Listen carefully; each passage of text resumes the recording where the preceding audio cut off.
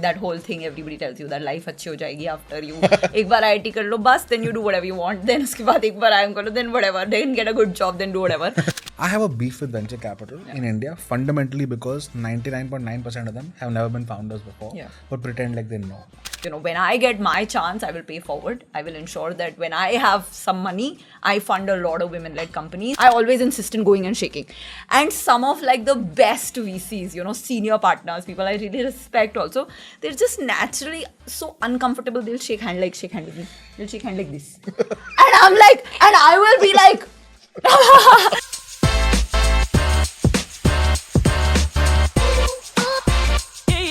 Welcome, Vineeta, to the Barbershop with Shantanu finale. Wow. Exciting. And that too in Bombay. I'm glad that you forced it in in a location that's different from the usual one. Yeah, finale different hona chahiye. Makes it a little different. Also, a huge shout out to Raj and his entire team for hosting us so generously. And as you were discussing also, I think the Barbershop is about it's about making entrepreneurship real, right? We believe fundamentally that the next 20 years for India will depend significantly on how many more jobs we can create. And hence the movement from, so I think India is going from lower middle class to middle class to upper middle class. That progression is probably going to be one of the most phenomenal migrations of the century at a anthropomorphic level.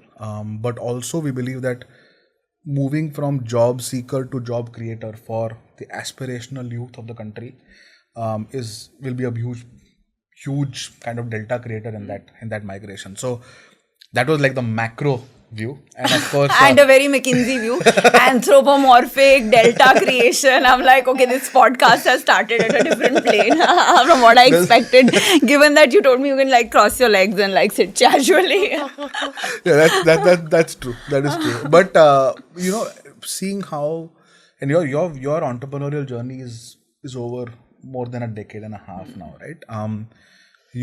Thanks for making me feel old. No. I mean, I know you started very young. Yeah. You started straight out of college, and depends on how you define young, but straight out of college. No, did you work before? Yeah, no. At 23. Yeah, 23. So that's like that is the that's the youngest one can do it if one doesn't drop out, right? But having said that, you've built something iconic. You continue to build something iconic, something that me and my team at Bombay Shaving Company very deeply kind of aspire to want to be in so many different ways, of course, in our own categories. But today was about diving deep, and of course, the conversation goes in multiple spheres of adjacencies of entrepreneurship, but would love to get to know more. So I think just wanted to start, and I know on your Twitter you talk about your father a lot in terms of inspiration, but wanted to get to know what Vineeta was like as a school child. Okay. What were those inspirations? Before I go to that, I think this whole mission that you have behind Barbershop, and I think we spoke about 3 months back, it's something that's very close to my heart as well, because I do feel that, given the obsession in the last 2 years around funded startups and, these unicorn stories and glossy magazines and newspapers, I think it seems like suddenly something which is very, very cool and like a no-brainer. But for, I think, 99% of us entrepreneurs, the journey is excruciating and it's long. And I do feel that it's important to have both sides spoken about and not just all the glamour around it. So yeah, I love this. And I know this is something very close to your heart because you've been talking about this whole employment creation, etc. for a long time. Yeah. For me, like the mission that's close to my heart is for the next 20 years, how do we change the number of women in workforce? And for you, it's, how do we make young India have more jobs? Yeah. And I think they are also very correlated. I completely agree. So I'm quite excited about it. And of course, this casual Sunday podcast setup is something I've never done. First time I'm sitting cross-legged in a podcast, so I'm very excited. And I'm always worried in these because my team always tells me that don't say anything inappropriate because, whatever happens in these podcasts now becomes a headline and somebody or the other picks it up and like takes like the most dramatic random sentence and puts it as a news article out of context. But I told them this time that don't worry, Shantanu mujhse itna zyada politically incorrect and random cheeze bolega that my lines will not get picked up. It'll be all him. So I'm very happy this time. I don't need to The contrast worry about effect the is limelight. the contrast effect is comforting. No, I completely agree with that. I mean, when we had Bhavna on the on one of the episodes, she spoke about 7% workforce participation, despite probably contributing half. If you look at paid and unpaid labor both, right? So I think it's amazing, and even some of the things that like I see some of the photographs with in your factory and so on, it's very inspiring. It's very inspiring. So hopefully we'll come to that as well. But yeah, going back to childhood, so I was the only child, and both my parents are PhDs. And I've actually started speaking about my dad in the last 5 years because it took me like really till getting to the age of 35 or something to understand that what an important role he had in my life in terms of shaping me. And I always, grew up wanting to not be him. So Why say more? So because, I always felt that, so my dad has been obsessed with, his research. He's done his PhD and he's a scientist at Ames. And he came from very humble beginnings, right? He lost both his parents before he was 5. So he had there was poverty, he didn't have access to education. So for him, the fact that he topped 10th board and the reason he got scholarship to Allahabad University and then IISc for his PhD, and then he got a job at Ames. For him, education was like his passport to freedom and having a decent life, which his family before that had never been able to afford. And so he used to every single day tell me work is worship and it's all that it is. And I used to see it in action. I have grown up seeing my dad go to lab every single Sunday, every Diwali, every Holi. You have like a family wedding. My dad won't have time to come and my mom would go by ourselves. My mom and I did so many vacations by ourselves. Because my dad was, and there were like times when 2 a.m. he would leave to go work in his lab. And so he was obsessed and his goals were always very lofty. And I used to always, he used to tell me that there is this thing called a protein structure database, which is a global list. And there was a Nobel laureate who was at top of the list with some 630 protein structures. And I remember when I was growing up, my dad was at some 200, 300. And he was like, someday I'm going to create India, say the largest number in the world and beat this Nobel laureate. And he used to like in a year, like, okay, this year abhi tak kitna hua hai? It'll be 12, 13, 15. So the math, it just wouldn't add up, right? And I just didn't get it. So, it just meant that for 30 more years, and I was like, when I was 10 years old, I would see that my dad talking about this dream, like 30 more years, he would be working like non-stop 365 days a week to get to this goal. And I can't imagine anybody doing that and putting everything else on hold. I just, wanted to be and that meant that there was a lot of pressure on my mom, who was great at being like an amazing parent, but she did all the heavy lifting at that time as far as I was concerned in terms of teaching me and, showing up at all my whatever parent-teacher meetings and stuff like that. So I just, I just felt that I did not want that life. I just felt that I wanted things faster and I would grow up in a career where I could obviously, have a good life, but not by doing this. And there were, of course, doctors in Ames who were also like, by the time they were 30, they were still studying. And my only aspiration was to run away from that entire Ames ecosystem, because I thought it was just great for mankind, of course, but I didn't get the value of that as a kid. I thought it was horrible for the individual and their families. Yeah. And so I, for the longest time, never valued I knew that he was really popular in his circles, but I never valued what he did as a kid because I thought that it wasn't great from the perspective. I mean, it wasn't rational; it was just irrational passion, and it was also illogical completely from the sense of just going after the same thing, like doing it over and over again for so many years.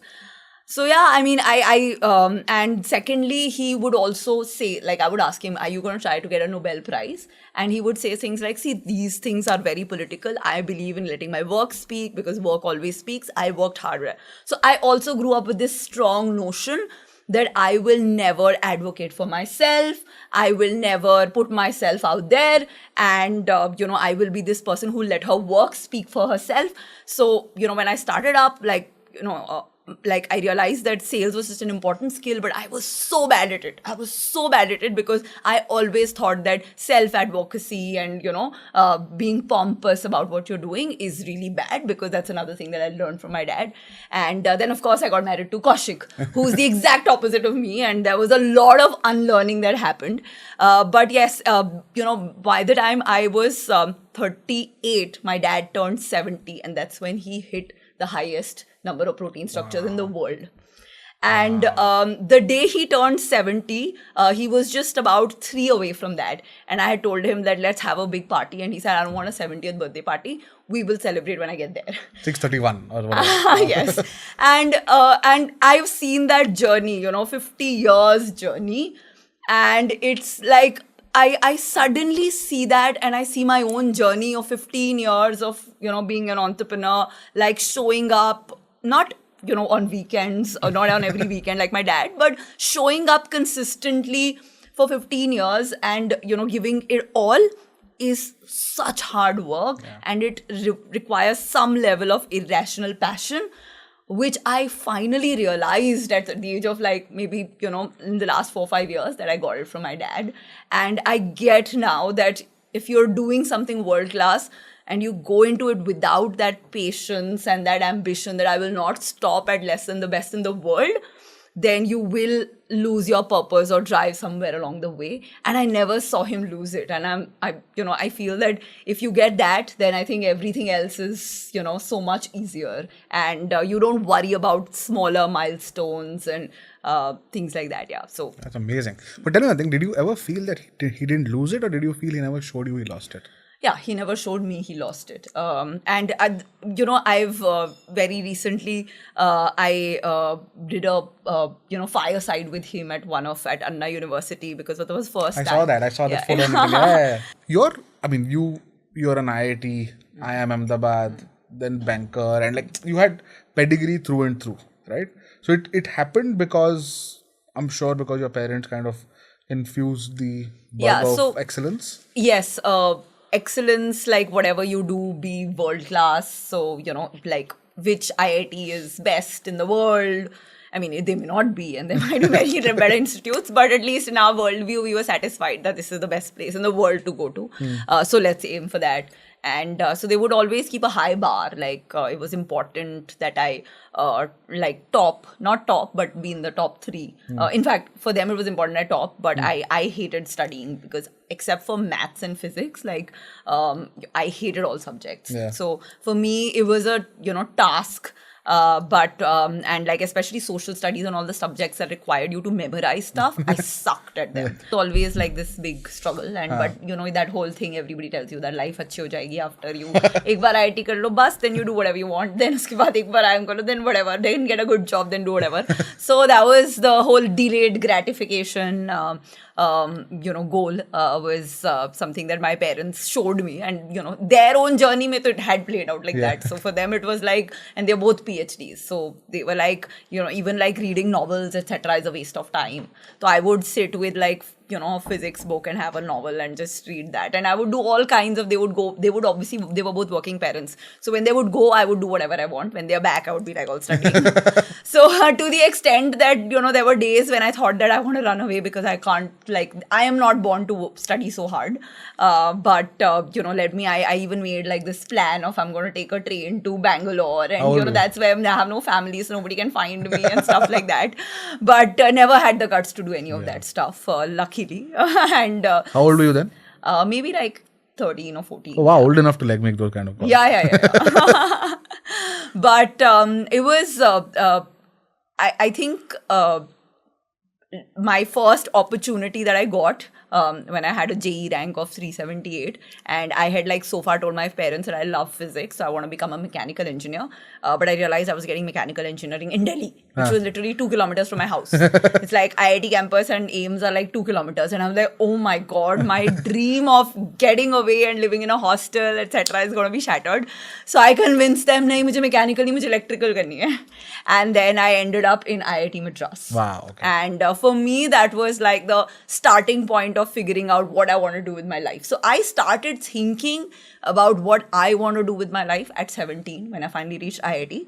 I also realized then that electrical to nahi hone wali hai. So I started devouring books and, just trying to figure out like what is it that my, passion and life purpose would be. But till then, it was just about, making my parents proud. And never getting there. Like, I would never be first in class. By the way, Kunal Behel and I were in the same section for the longest time. And Yes. 1, 2, 3, we used to keep competing. Rohit has spoken about it, by the way. Oh, okay. Yeah, he's spoken about I missed that part, yeah. So Rohit was also in my class in 11th, 12th. But with Kunal and I used to keep competing for like the first, second, third position. And I never like was first because, I was in the school called DPS. Yeah. They had this concept called ability section that they introduced in 7th. Okay. So they took like people from like 10 different sections, the smartest ones, and put them in one class. So I suddenly, like realized that I was like literally like the rank 30 or 35 in class, which was really one of the first times when you start feeling that, okay, this is not going to be your calling in life. You're not going to be your dad in terms of being the smartest and the hardest working person. So you have to figure out something else, I guess. Yeah. But like, I would find that to be very difficult to believe. Rank 30 out of what? It's like basically they picked like the toppers of every section and put them all in one class. Okay. So basically they, if you like the 6th grade result ke basis pe, they took top 5 from each class and then or put them all in one section. Okay. So what happened was everybody was really smart, Yeah. right? So out of some 45 kids, I was probably rank 30 at that time. Because, when sections are otherwise randomly distributed, Correct. right? So you have a shot at... But IIT would have been like a much more extreme version of that in some way. IIT was extreme, and I literally like got out with a grade point of 7.4 or something, which was like average max. That's why I felt the need to figuring out another dimension in my life, because I realized that if my self-worth is going to be linked to my electrical engineering scores, I am doomed. Yeah. Which is why I was frantically looking for that, the thing, and that's where I discovered sports. Yeah. So I started like competing at Inter-IIT badminton, and it was, the culture around sports was amazing. Like there was this different set of people. There was, of course, the magoos, and then there were these people who were like so obsessed about sports. And I was like, okay, I belong here. So let me get obsessed with sports and, traveling every year and trying to get the gold. So out of the 4 years, twice I got a gold in badminton and twice I got a silver. Wow. And our institute won in my 4th year, and I was like the sports secretary for the girls. So it was a big high at that time. And that sort of helped me find that one thing outside of academics where I could get some self-worth. I think it was all like a, just fun. I don't think, I was probably born to do that. I just like attached my identity to that because it was, the upper axis was failing. And I feel that we need to keep doing that, right? So that we don't feel terrible about ourselves. So. No, but IIT also, I talk to people who go to IIT. I never ended up getting in myself, but my younger brother was there. Siddha, who heads our Bombay business, was there. I think she found it in dance. And she said that, when everyone comes to IIT because they're A-type people. Yeah. They're driven to study hard, they clear the exam, they get there.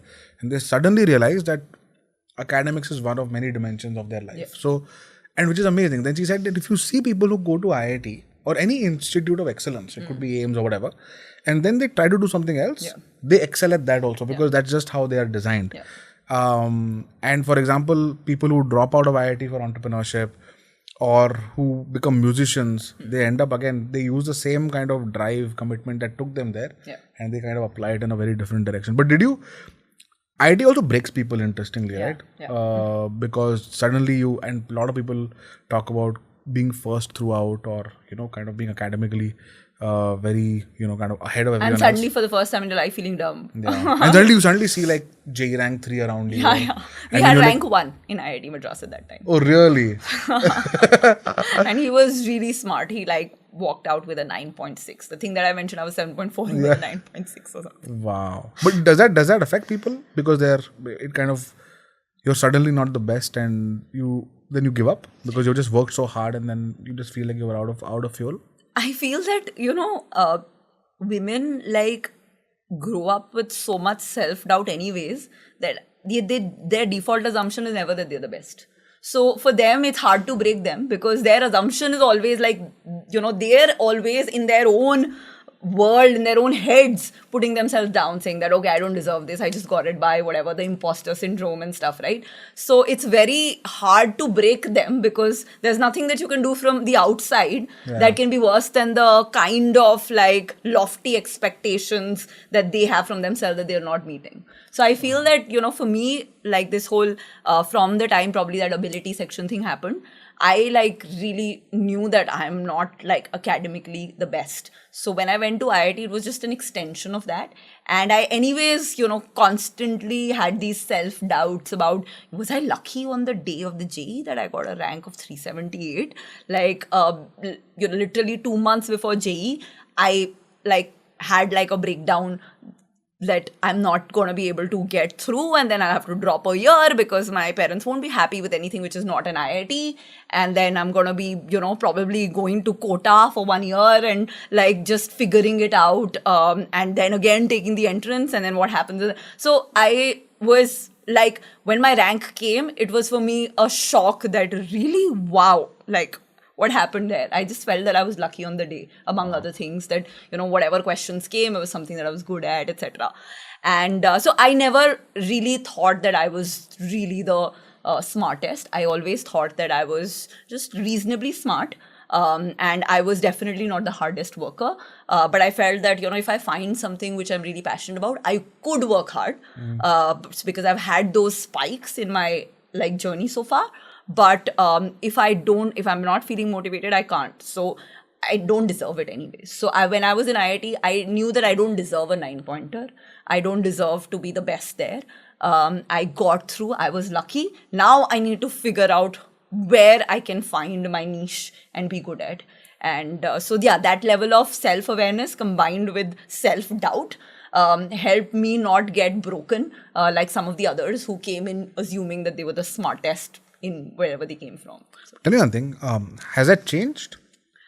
You're a phenomenally successful person. How much success? Genuinely, that's something I think about a lot, right? And you're absolutely right. I think the gender overlay on perception of self-success is extremely non-trivial. Yeah. Like I used to earlier think it was trivial. I used to think, nahi yaar, aisa ho nahi sakta. But I have now consciously started thinking that if I see a woman who's successful, if I put myself in her shoes, I would tom it 10x to the world. If I was her, I would have made that story about myself so much more different. But I used to think it's because of upbringing sometimes. That, like your parents are kind of, hey, humility is important. Stay in your shoes. Let your actions speak more than your words. I used to think it's that. But I think it's a very gender thing. It is a very big gender thing. And I think women have to have this self-talk through their entire careers, no matter how far they come along. And this is related, like you mentioned, the self-doubt, self-advocacy thing. And I feel that in this part, my husband Kaushik has had a big role because, whenever we went into like these conversations saying that, how much salary as entrepreneurs say we deserve, or say what valuation we deserve, like his number and my number would always be like so off. Give me examples. Like, for instance, when you start off, I was like, theek hai, whatever, 50,000 salaries, whatever. And he's like, no, listen, no, whatever is the opportunity cost that we're giving up, we deserve X, right? What is X? For you, 50,000, what was it for him? For him, it would be like, at least like a 2 lakhs, whatever, per month sort of a thing, which is reasonable if you're living in Bombay and you've given up jobs, which would have been like, say, like 5-6x more, right? And, even in terms of valuation, all of that, like what we deserve, first time, like I started working with Kaushik in 2012, I realized that he had one is he was like, life is a story is meant to be told. So if you're doing something, we're working so hard, it's important to share the story, because jungle mein mor nacha kisne dikha, right? And second is that it's important to fight for what you deserve, and which means that when you go into conversations with investors, etc., you should ask for what you deserve in terms of a higher valuation, a better salary, and better rights and all of that. I have, in the last 10 years of us doing this business together, not once looked at our SHA, SSA, etc., because these are things where I'm like, like if you're good people, like you work with good people, good happens to you, like sort of a thing. Plus that, did we get lucky? Was it like just that we were at the right place at the right time, or did we deserve like the fact that we've gotten along so far? It was like, it's been for me a journey where I have tried to learn from him. And in the last 2 years, what happened is that thanks to the lockdown, I started spending more time on social media, because otherwise I would spend all that time with my team in office. And one of the things that really drives me is young women and just being, there like for them, because I can always, whenever they like come in having those self-doubts or underselling themselves, or, having like an ambition which is not large enough, I know that I've been in all of these situations, or having like a little breakdown, emotional breakdown. I can see it. I've been in all of those situations. So for me, one of my greatest kicks is to sort of help them navigate that. And I wasn't able to do that during the lockdown. So I just started spending more time on social media, just writing out stuff on Twitter and Instagram. And that suddenly changed the trajectory of the company. Because at the end of the day, unfortunately, PR does matter. Like, getting known for what you do, and like if you're doing something amazing but you don't talk about it, you will not have journalists write about it, you'll not have investors figure it out. And when I saw that happening, I realized that this was all along my job as a CEO to do this. And there's no harm in advocating for yourself, what you're building, your team, because you are working very hard and being coy about it. I mean, now if you look at people that we speak about, it's not that they are the smartest and the people doing the best work. It's just that, they've been relevant thanks to social media. And so I've gone through this journey where I still need to keep reminding myself that I deserve better. I need to keep reminding myself that I worked damn hard for it, and it's not just luck. There's a lot of luck as well. I need to still keep reminding myself that, it's okay to like advocate for yourself, for your company, and fight for what you deserve. And that's important, not just for you, but for all the other women that are going to come after you, because they're going to see you and have a role model like that. Yeah. So for me, when my first startup failed, and I was in like this real, I was going through this extreme self-doubt. I remember when it failed, I spoke to Kaushik and I was like... When was this? This was in 2012. Okay. And I remember 5 years. 5 years after my, graduating and having that 1 crore job offer, which I had not taken. And I have this conversation with Kaushik where I'm telling him that as an entrepreneur, I don't know what is that one skill that I have that I can tell people, because I've done just a bit of everything from jhadu, pocha to sales to HR stuff. But will anybody even give me a 50,000 ka job? Like, do you think if I tell, Starbucks to let me run one of their cafes because they were going to launch in India, they would hire me for 50,000 bucks? That was how low my self-worth was, because my role models had been Steve Jobs, Richard Branson. And my learning was, they're so different from me, they're like just so different as human beings. They're like a certain alpha type, their leadership style, the way they are slightly more autocratic with their teams. Of course, they are geniuses, which I am not. And I am Why no do you say Steve that? Jobs. Why do you say that? I mean, of course, that level of genius, I'm not. How would we know? If I were you, I would say I am. I would like that's the thing, right? Like, for us, it's when you have role models who are of that of that caliber, sometimes they become very difficult to emulate, and you always feel that you're not like them. One of the things that someone told me was that the image, which is why you should never meet your role models. Because when you do, they become real, and when they become real, they don't remain role models anymore. Yeah. But what the other side of that was, ki, if they could do it, so could I. Yeah.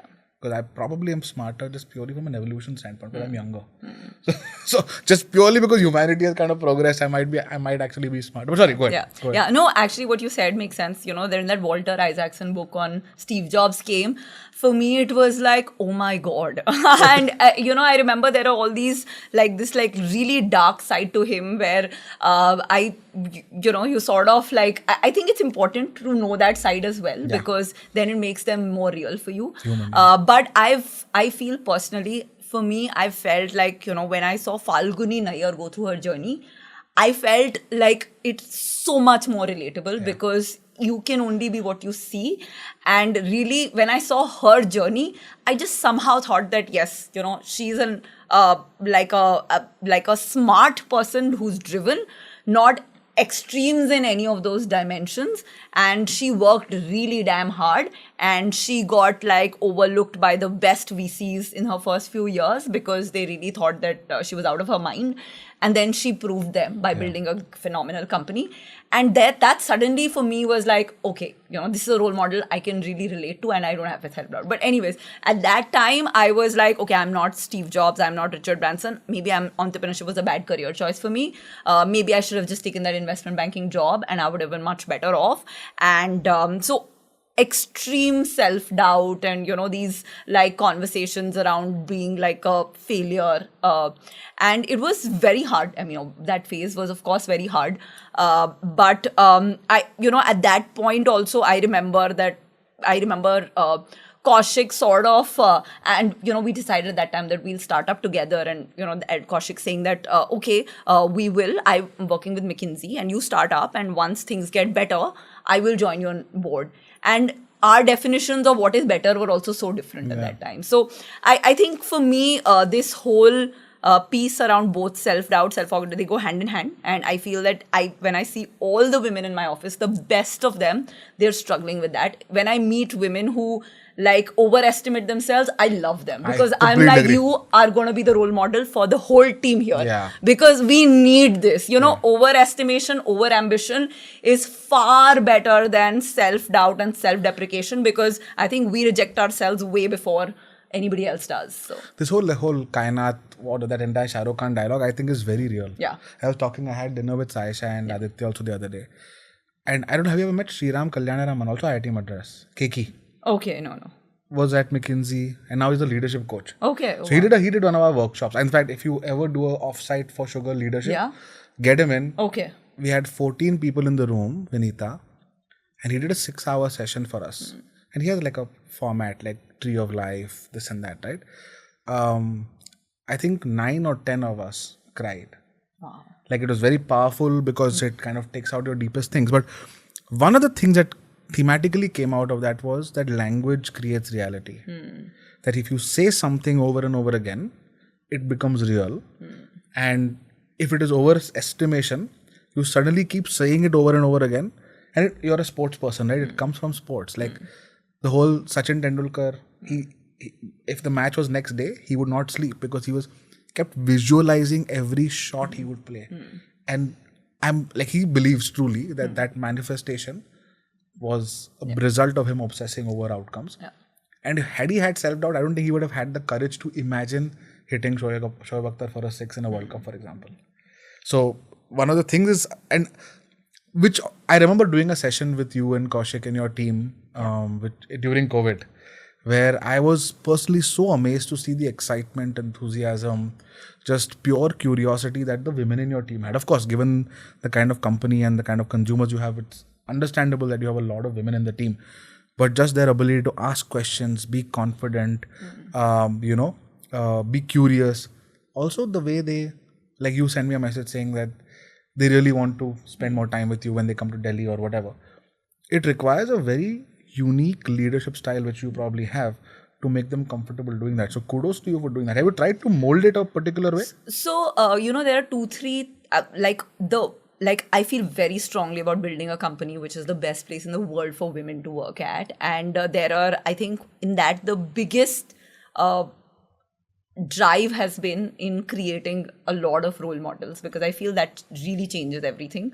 All of those other kind of initiatives that you do on policy, etc., are fine, but even more than that is this belief.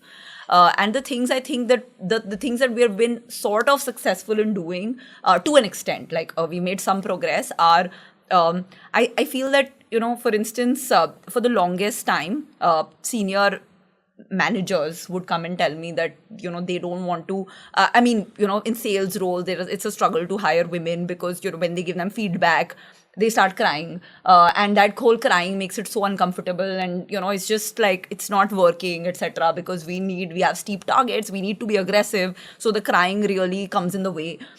And I have like coached so many of my senior leaders in helping them understand that it's just our way of reacting. It's not that crying is not a breakdown, and let's keep these two aside, right? So like if you give feedback to a male reportee, they probably react by either being defensive, or they react by going silent, all of that. This is our reaction, this is our way of processing, either because we think it's this unfair feedback, or we're agreeing with it, but we are sort of also self-deprecating in our head, which is making us cry. But crying is normal, and it should be treated as another form of communication. Yeah. And normalizing crying at workplace for men and women, I feel, is a huge cultural shift which organizations with a lot of women can bring about. That's so and on Friday was a day where we had 10 years of Kaushik and I actually didn't start Sugar, we started this thing called Fab Bag. Yeah.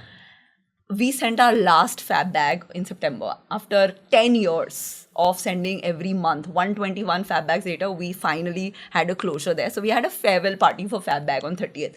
And I remember going up and trying to speak, and I just couldn't. I broke down. And then I came back, and then we had some videos and stuff. And after 15 minutes, I went again, and then I got through it. And that day it was a very tough day, but later I'm very proud because I have in front of 270 people openly displayed vulnerability as their leader. And it's like, I don't think there's anything else that can normalize this, but I really feel that getting comfortable with women crying at workplace is a cultural shift which will help women get through those setbacks, failures, and vulnerability and those phases, because it's just our form of self-expression, communication, and it's just normal. Yeah. So that's one. Second is, of course, this whole balance piece, right? It's a constant struggle. And I feel that there's just the whole onus of being perfect is just too much pressure for women. So I had both my children in the last 7 years, and Sugar is 7 years old as well.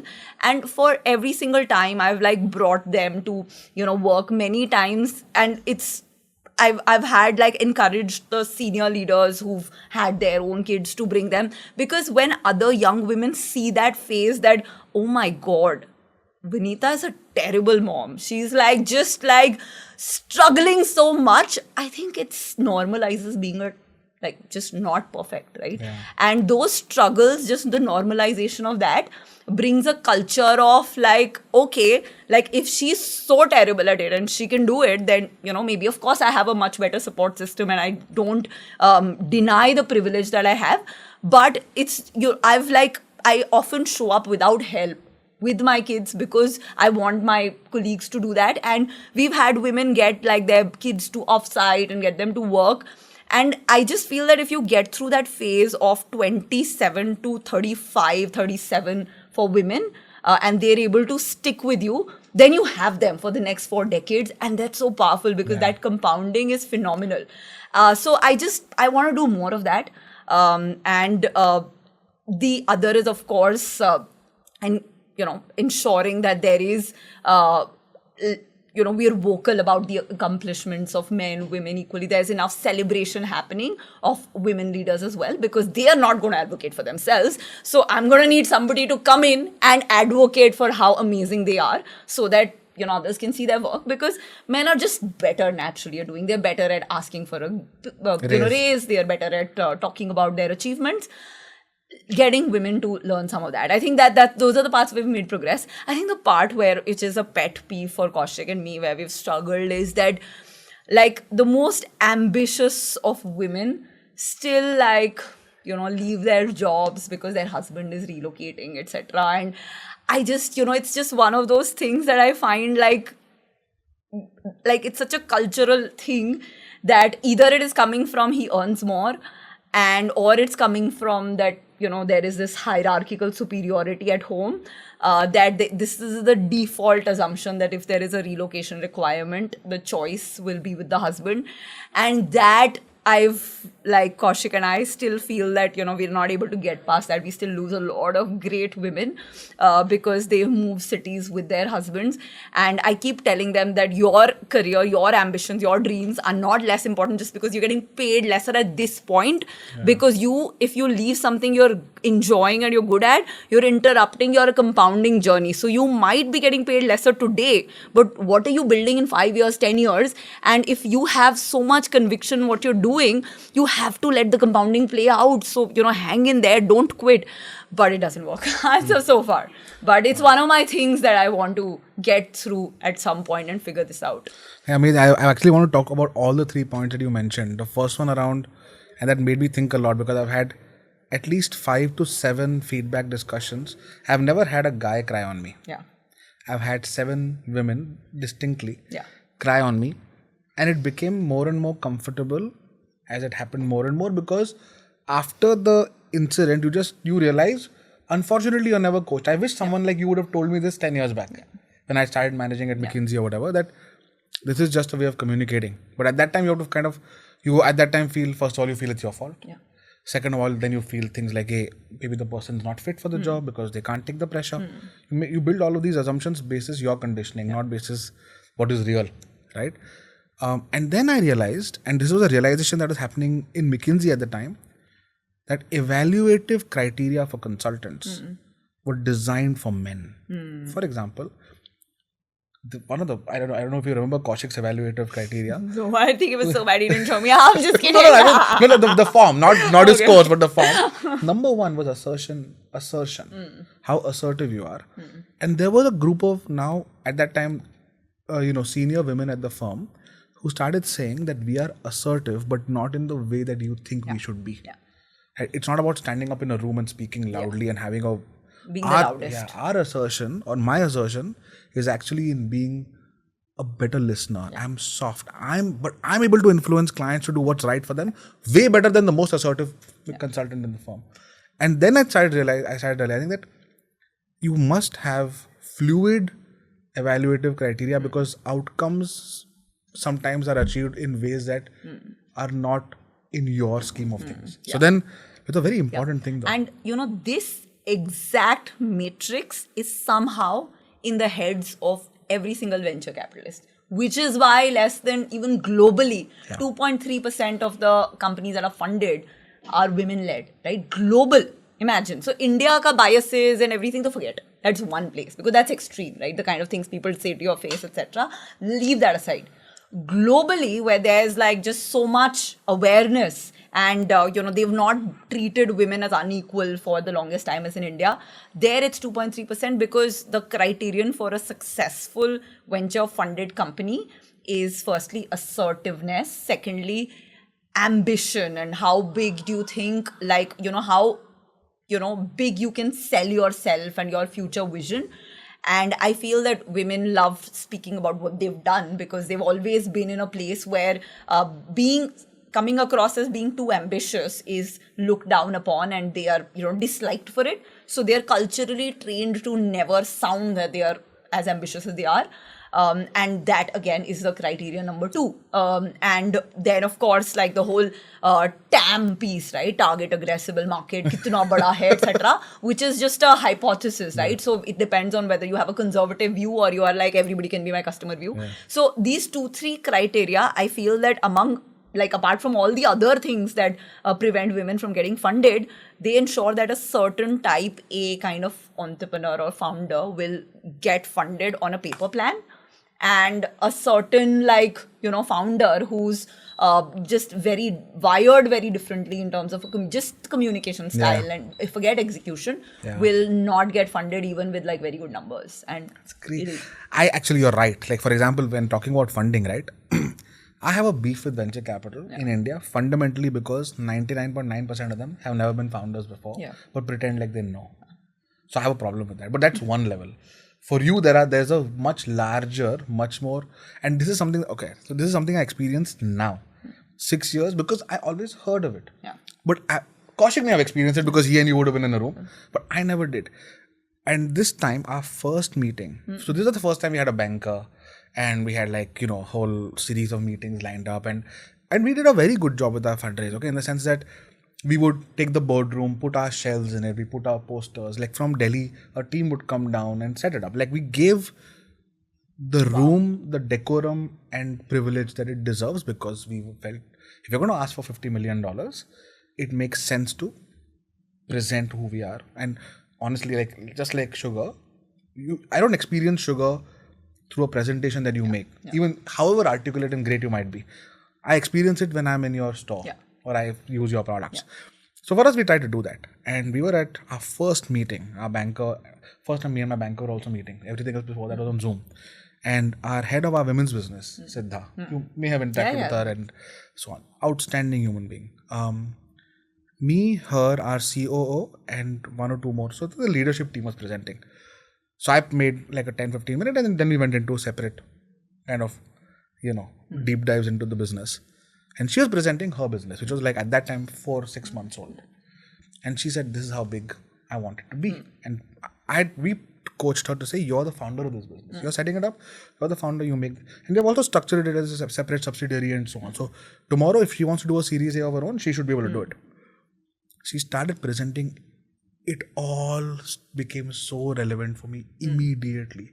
The guy, the managing director of one of India's blue chip funds, started rotating in his chair. He started swiveling around, interrupted her. Then she said, I want to build 1,000 crore brand. For a brand that's 20 crore, that's a lofty aim to grow 50x, right? He said, unless the brand is 5,000 crores, it's not worth my time. He told her this. I looked India at probably has 5,000. I asked him the same question. I said, you tell me one brand that's 5,000 crores. One. That's 5,000 crores.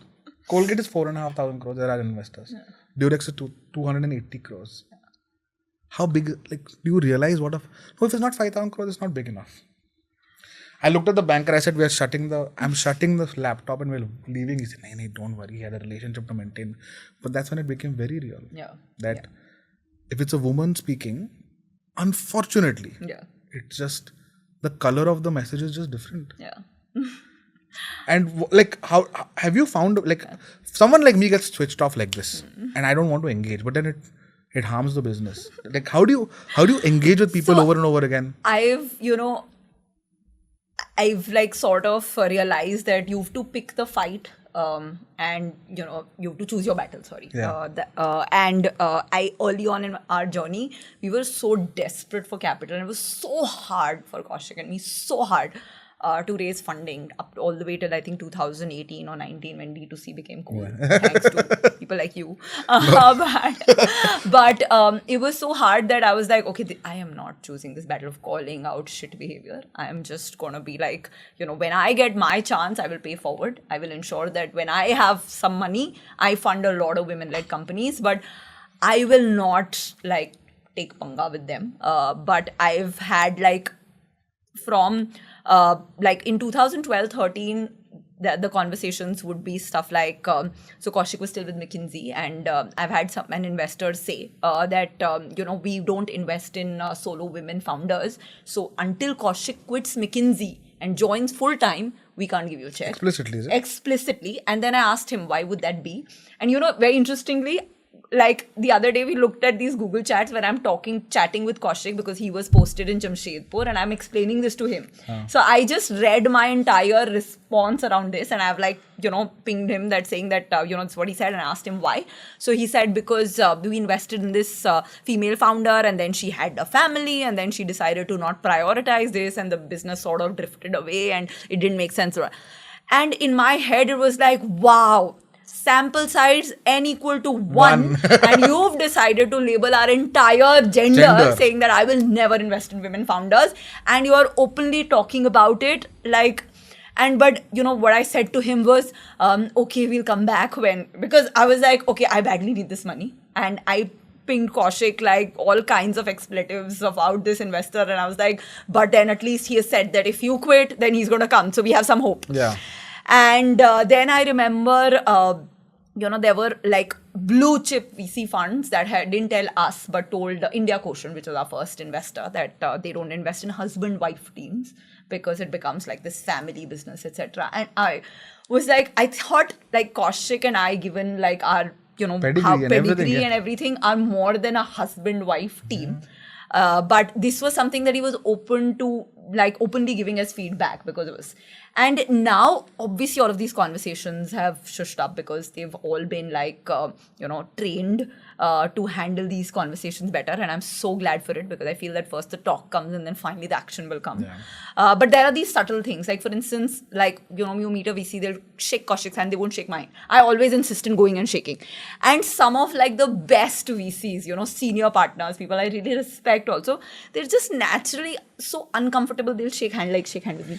They'll shake hand like this. And I'm like, and I will be like, I'm like, I am gonna like strain you subtly without calling you out, and I will shake your hand like properly, and I know you are avoiding eye contact and you're not asking me questions, but I will make eye contact with you, and I will like, sort of try to explain to you that gender is not a criterion here, and we are all just building something together irrespective of whatever gender, etc. But so I feel that there's been a big improvement. I think some of these conversations don't happen anymore, but some like happen. Like one of my women I was speaking to, so she was building a company with another co-founder who's a guy, and the capital won't come in till it's very clear whether they're seeing each other, not marriage ka plan hai ki nahi, stuff like that.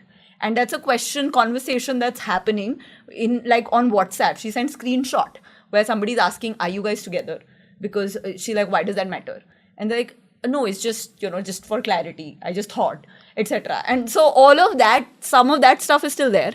But it's still, I feel, a lot better. But real change will come when you see it in the numbers. Till then, I don't believe any of this. I think eye contact is a perfect proxy for mind share, right? If they're able to do 50% eye contact, and again, this is so much of this has to be trained.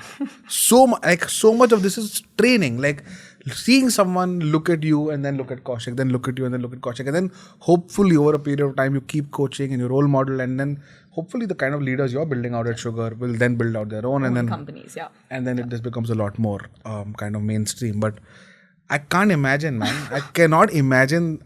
So that it pisses, like bad form in general pisses me off. And I'm the kind of person who's very vocal about it. So I know my reputation amongst venture capitalists. I know that people will talk behind my back. I've also walked away from meetings. I don't pull my punches at all. But you're right, like choosing to not fight that battle because you have a bigger picture requires a maturity of a very different nature. I think it was the lack of option. Like, in the last 2-3 years, we've had a place where we had a choice, like multiple term sheets. We wanted to cry because like we've had more than 100 rejections, spent days coming all the way to IC, like in multiple cases, and then not getting it. So it was for like Kaushik and me, it was such a hard journey that I was like, okay, I owe it to my employees to not pick up a fight with a venture capitalist and to really, just do what I can when I have the opportunity to. And I feel that that's also, I feel that it comes from my, dad sort of the way he was, right? He was like, I will not be political in any scenario, which is why I don't care about a Nobel, because you only get it when you're like political enough and you lobby enough. And I won't do any of that stuff, and I will just let my work talk. And I was just like, let work talk. So I remember I did my internship when I was at IIT at ITC Saharanpur. And it was on the shop floor of their factory. And I was like, I really slogged my ass out for that time, because it was one of those instances where I felt that because I was academically not so good, it was my chance to get a redemption by getting an ITC PPO, and which was really sought after at that time. And I used to work really hard. And I remember, like on my day, like 7 or 8, the production manager's executive assistant, she called me, and obviously at that time, shop floor, there were like no women except for some of us interns. And she called me and she said that, the production manager has a problem with what you wear.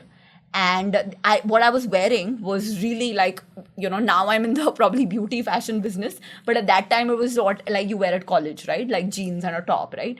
So he has a problem with what you wear because at the shop floor it's not cool. So you need to fix this, otherwise you won't get a PPO.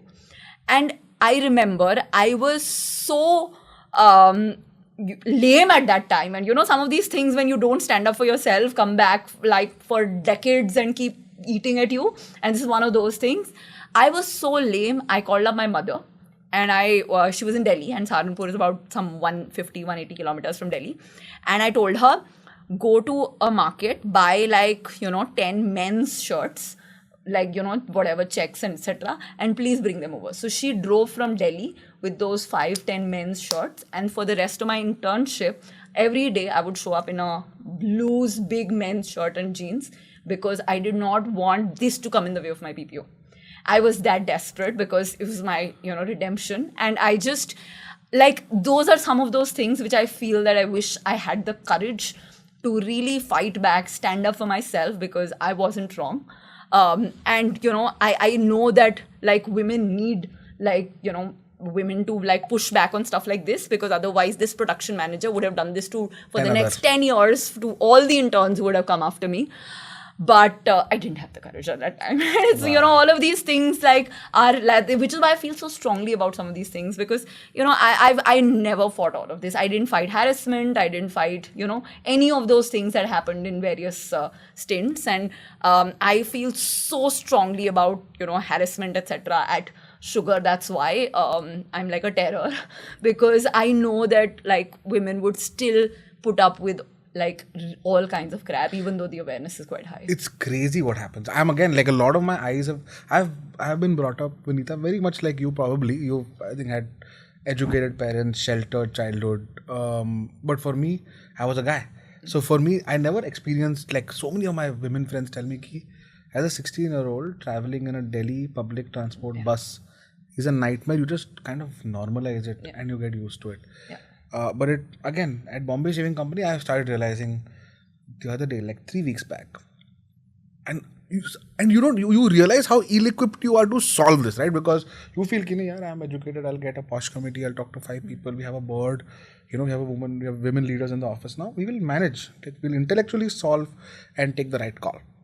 So there was a person who made a Gmail address, someone who knows you at gmail.com, and sent a voice note with which it kind of they was able to change their voice to one of the women employees in the company. Now the voice note by itself was very it was like a love letter in voice. There was nothing about it that was threatening or any of that, but it was creepy because you could see through the conversation that the person works in the office. Oh my God. That the person has seen what she does at lunchtime, etc. or whatever, right? You were eating something that day and I felt like joining you, but I couldn't. And I'm so scared to tell you.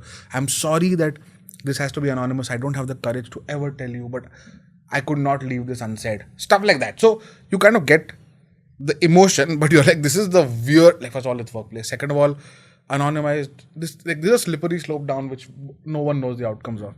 I realized, I don't know how to solve this, man. Like, first of all, is it a cybercrime issue?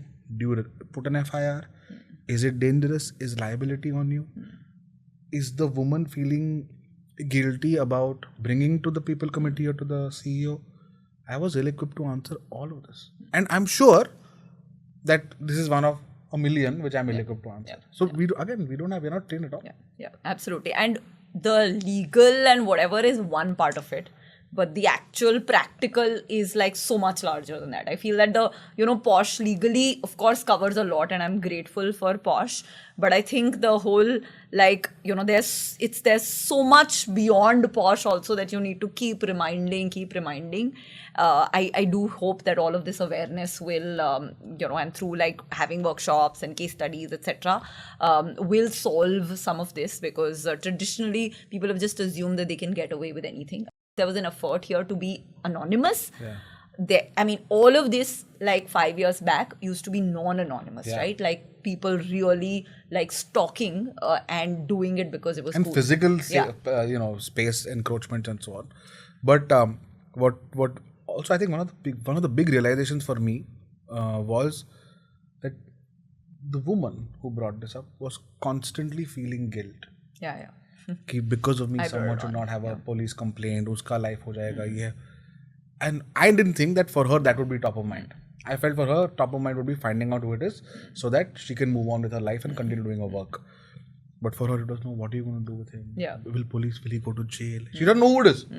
She has no idea. No one knows who it is till that point in time. But yeah, I think so much of this, like I wish that people like you could help formalize training and communication, because you clearly feel strongly about it. You're obviously far more aware and intellectualized it a lot more, like, so but I think like maybe one of the things which I would love for you to do would be to come and coach my teams on just being more sensitive and empathetic. Another thing which I wanted to kind of tickle your brains on, and again this is purely observational, and I know we have spoken about drawing a line through one data point, but I might give you 5 or 6, but and this is well documented also, right? Where people say that women who reach a certain level, or forget women in business is a minority. Unfortunately, even today is a minority.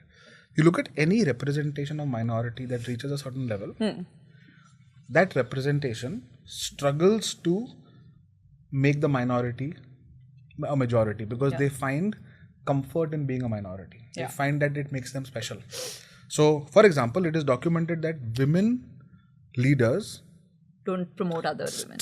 Structurally are unable, not promote, but unconditionally or otherwise, they struggle to create proteges of women leaders. For example, if you look at the Indian banking women generation, right? Amazing. Phenomenal. Like what it's one of those industries where I feel that Arundhati Bhattacharya, Chanda Kochar, Shikha Sharma, Renuka Ramnath, Madhvi Puri Buch, Naina Lal Kidwai, like at least 10 of them who have done so well for themselves. But proteges are mostly men. Now, again, it may be a supply situation. Look at politicians in India.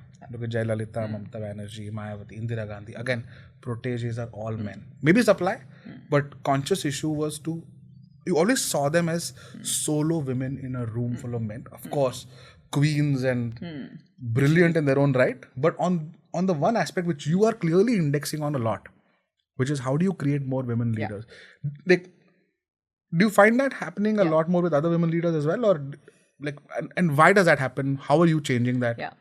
So I think there's one part of it which is a sort of like the real mentorship and the real bonding and sort of taking somebody under your wings typically happens in informal settings, and traditionally men have had the luxury of having these boys clubs where you finish work and go for drinks, or smoke breaks or whatever, smoke breaks, etc. Now women have always been like extra burdened by the stuff at home, responsibilities at home, right? So women have always had this whole finish work and get back to my kids and have to fix that. And like in India, women do like 6 times more domestic chores than their better halves, even if they have the same level of education, employment, etc., right? So culturally, we end up not having a girls' club ever, because women are just so busy, dealing with the stuff at home in every single spare minute that they get. Like break time bhi hoga, like ghar pe call karke, video call checking, nanny cam and stuff like that, right? That all of their extra, at the end of the day, you have to say that I have 24 hours. And if they're doing 6 times more domestic chores, and then they are putting in those, 8 to 12 hours at work, then beyond that, there is no social time to. So I feel that firstly, there were no girls' clubs. And that, I think, is one thing that's changing because I think women somewhere in their mid-30s realize that the deepest partnerships that they have and are with other women, because they just somehow men just don't get the issues that women have. For me to I mean, there are a lot of my mentor is Vivek Gambhir, who's the CEO of Boat, and there's so much I learned from him. But then there's still 20% of my life struggles, which I will only be able to speak to, even if it's a peer who's at my stage, but another female founder. So that's Lizzie for me, for instance, the founder of Zest Money. And those 20% of stuff that we speak about, none of our male co-founders can get, including Kaushik, who's in the thick of things with me, right? And that is a realization that started happening, and that's because there wasn't even enough of a number to make some of these groups. Now we have this female founders group. It's kick ass, somebody says something on some social media platform, we'll go all out, and we'll be like, okay, let's write to him saying that, this is not correct. And then we'll, and we do meetups, and, we'll always sort of hype each other up. Then somebody gets funded, and every third day, unfortunately, I'm not able to do a lot of that, but I'll get somebody in the group pinging me saying that I want you on my board. Can you invest a small check and stuff like that? And I think so a lot of that is changing because we're finally discovering girls' clubs, because women who are now getting to figure out that they need to get help with some of their home stuff and do some of this is as important as work, because we are grown up.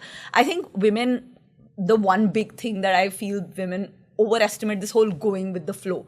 We don't carve out a life plan as well as most men do, and because of that, because we're at the flow, we find ourselves drowning, and we end up in situations where we're just so angry about the fact that we just have so many responsibilities on our shoulder all the time that we're not able to find time to do things that matter. And then we realize that all our lives are going into just giving, and there is no self-care or what we need. But all of this is changing. So first, I think, is this whole girls club thing. The number of unshackles are huge. Yeah. And you suddenly see a woman kind of managing her kids a particular way, and you're like, hey, I never thought that was possible. Yeah. So suddenly you start doing no. like So that. Lizzie and I compare notes all the time on how to delegate better.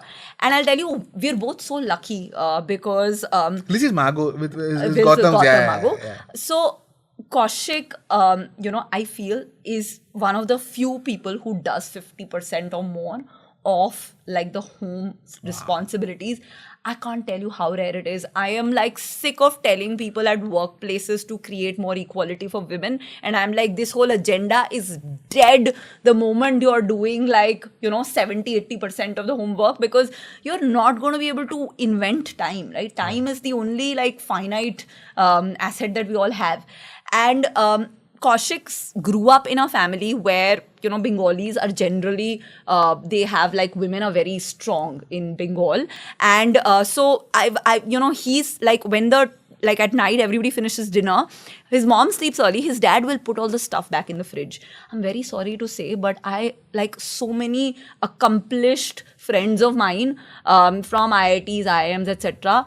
They will never put stuff back in the fridge, or they need their wives to give them microwaved food on their plates, because it's just they're so used to food being kept in front of them rather than them going out there and getting it.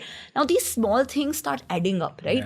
But because Kaushik grew up in a family where he saw that his dad was okay with ironing the blouse for his mom, his dad was okay with keeping stuff at night in the fridge after everybody goes to sleep, all of that, he found all of it to be normal. So there is no identity crisis he has when he, sees his wife, doing something at work which is at par with what he's doing, and then doing the similar weightlifting at home.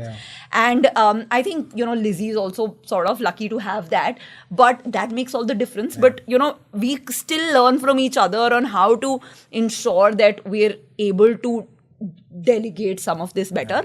But coming to that original point, the other thing that I wanted to say was that on this whole minority wala thing, there's just one a complicated thing here, which is around this term called diversity quota. Yeah.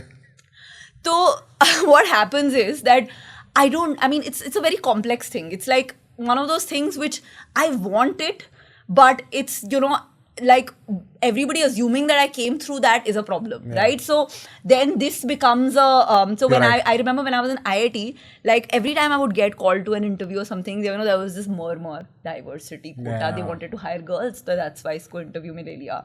Then I, even at IIMs when I got like the best job on campus, it was like, they needed 1 or 2 girls, so whatever, right? Now, so every time, there is like a, say, panel discussion or something and I'm the only girl, I'll always, at the back of mind, have the thing, did they just call me because they needed a diverse, ek bandi on the panel? And I remember, like, there was a book, IIT Madras has this book of all the founders who've come out there, including, Sridhar Bembu and some of those. In that book, there's just one woman founder because of the fact that IIT Madras has traditionally had very few women. In our batch, it was 5%, right? Then they don't end up becoming founders. So just interestingly, but there are a lot of women founders, but they just didn't get to know. And I remember the guy called me up for the interview when he was writing the book, and he's like, isn't it like funny that there's only one woman in the IIT Madras entrepreneurs book, and she's running a makeup business. How cliched is that? And I just lost it at that time. And I was like, I am done proving my worth, like over and over again. Yeah. For every single thing that I accomplish, there's always this tag ki to diversity quota hai. Yeah. It's so like cliched. And I'm like, I have worked damn hard and I'm building a phenomenal business. You can think whatever you want. I don't give a damn. Call it whatever you want. And then I realized that, women, like, when they succeed, they are brought down by these terms. And so you, as a woman, want some of this to happen because it is, you need to promote more women for there to be eventually more women because they will need role models. It's a vicious cycle. So you need to have some of this. But that takes away from every accomplishment you have because then it's looked at as the only lens to judge you because, that is all you are. You are coming into a room not as a CEO, but as a woman CEO. Yeah. That becomes, she's a woman CEO. Yeah. And so it's a very, and I think all minorities struggle with the same thing. But this whole, like, your self-worth being taken away, and women are the first to feel that creeping into themselves as self-doubt. So it's going to be a challenge. But I feel that I think the only way is to not give a damn about judgment. Yeah. Because people will judge you all the time. And you have to be super thick-skinned and, like, just own it and be who you are. And I feel that I openly promote women, and every time, some of the most successful people in the organization are men. And I tell them that, it's not that there's anything wrong with men. Men are super talented. Yeah. But if I don't promote enough women, then that number of women in workforce is not going to get fixed. And it's coming down. It went down from about 25% to 17, 18%. And if that doesn't come up to about 25-30% at least, then there's a potential $800,000 billion GDP impact because, women are underutilized, they're amazing, right? When you hire them, that they're amazing, but, just structurally, we're not able to. So as a economy, as a country, we are going down. If this trend doesn't reverse fast. So we are like clutching at life support here and we need to do a lot. And one of those things is going to be promoting more women. And women promoting more women, men promoting more women, making it cool to promote more women, talking about that at the risk of all that murmur happening where people feel like, we're so off. Our starting point is itna handicap. You're really starting the same race with like 100 kg backpack and you are supposed to get to the finish line. Yeah. If somebody is not going to help you like get a thoda sa head start, you're not going to be able to reach. That's such an important point, right? Which is to say, overcompensating for balance is something one must be comfortable about. Yeah, yeah. But coming back to the earlier, it will lead to you getting some of that whatever, which like some of that judgment. Yeah. And it becoming like I think this whole anti-feminism movement is sort of beginning to blow up also because of all the conversation around it. I think you have to live with it. Yeah. There's no other way. No, but that's amazing because it means that you will promote women. But do you struggle? So let me kind of take a step back here, right? Do you do you step back and think that when you're evaluating a woman in a very specific situation around feedback, around a promotion, around a performance review, for example, that ceteris paribus, do you find yourself being harder on women than on men? Harder on women? Or harder on men than on women? The latter is okay because that's what you're talking about. Yeah. But the former, you I see that a lot, by the way. I think that, which is when a woman is evaluating a woman, which is a natural I feel continuation. that she was like, oh, this is my bar. Here is where I am. Yeah. You're not there, so you're not good enough. Whereas a man is on a different axis. So that's why you're not. You should have carried the 100 kilo bag because I did. Yeah. Wow. But that you're only carrying 75. The man is carrying 0, but that's okay. He never did carry. But I carried 100, you're carrying 75. That's not cool. Do you see that happening? No, I am... With women leaders in Sugar, for example? I know that, a lot of them are like perfectionists. So they are expecting everybody to be, and women have this thing of being slightly more overthinkers and, perfection seeking. So they keep that kind of bar. But I generally see it coming across genders then in those cases. When they are a perfectionist or an overthinker, they will have the same for their male and women reportees. Wow. So I have consistently seen women managers and women reportees work as a combination far better than, like the two different genders. So I've seen a lot of women being like kinder and supportive to their women reportees.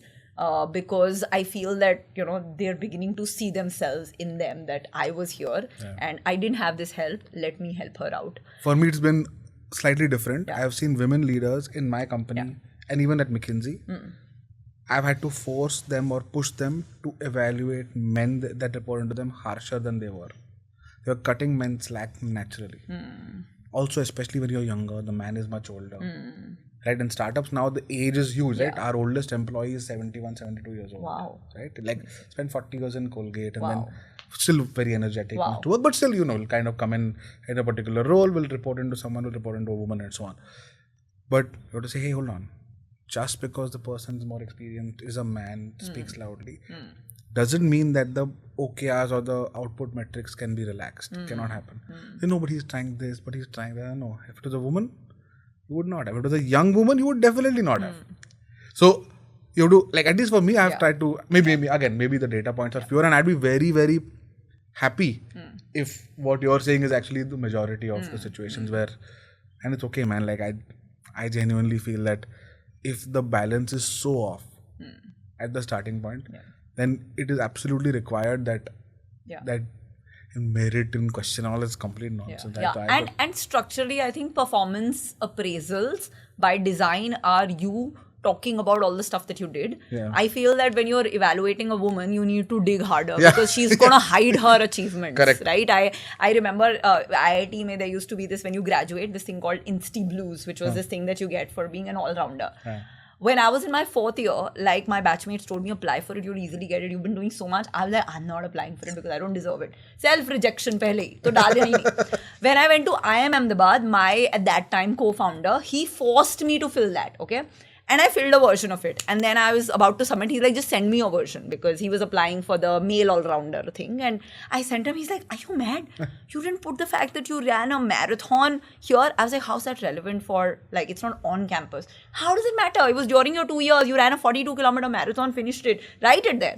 And I started writing it. Like, you didn't write that. And then, like, he took it and he reworded it. And then suddenly my entire 2 year got framed in a man's language, and it was suddenly like I got the award. I mean, like, it was that good. And I feel that, that's just a theme, right? So when you're evaluating women as well, you have to like sort of like be more patient in getting some of that out. Completely. And all of that also needs training, I feel, but traditional appraisal systems don't, because you're filling a questionnaire and then that's it, right? So the man is gonna like write about every single, like when I speak to men in interviews, it's all about, I did this, and they're working from large brands, okay? And somehow, like, I feel that, when they come in those interviews, they're like, they have the credit for building this, like, 1,000 crore brand, is all them.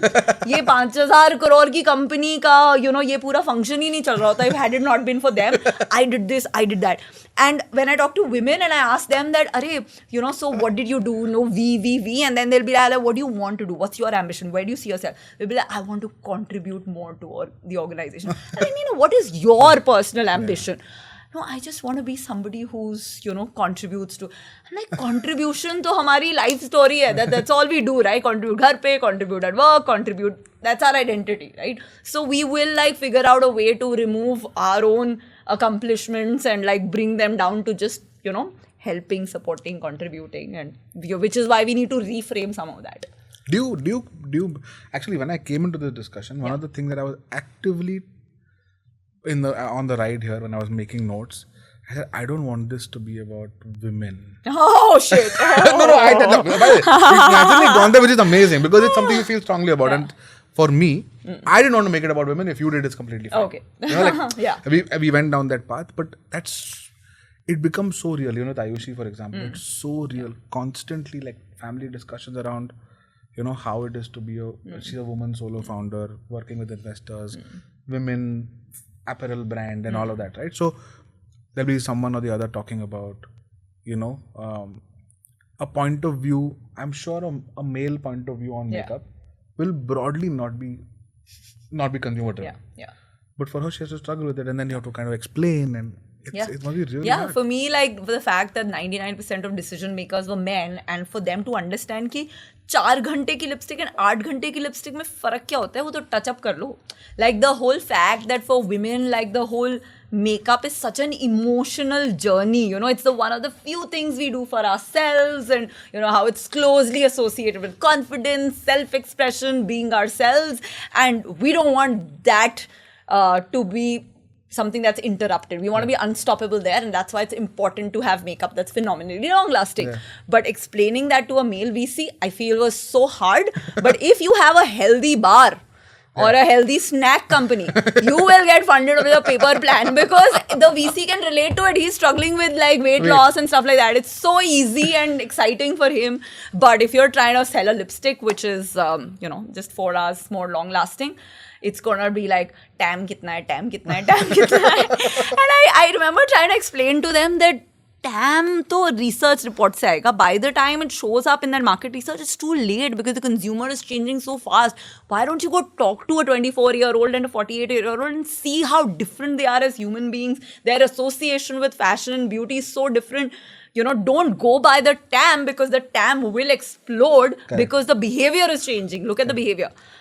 But that's but luckily, there were, let me not discredit the ones who got it and are on our cap table because they are also mostly men. Yeah. Finally, I have a woman on. Who are your investors? So, Anand and Madhukar, India Quotient. And they've been 10 years. So, they basically were the ones who sort of gave us money for Fab Bag.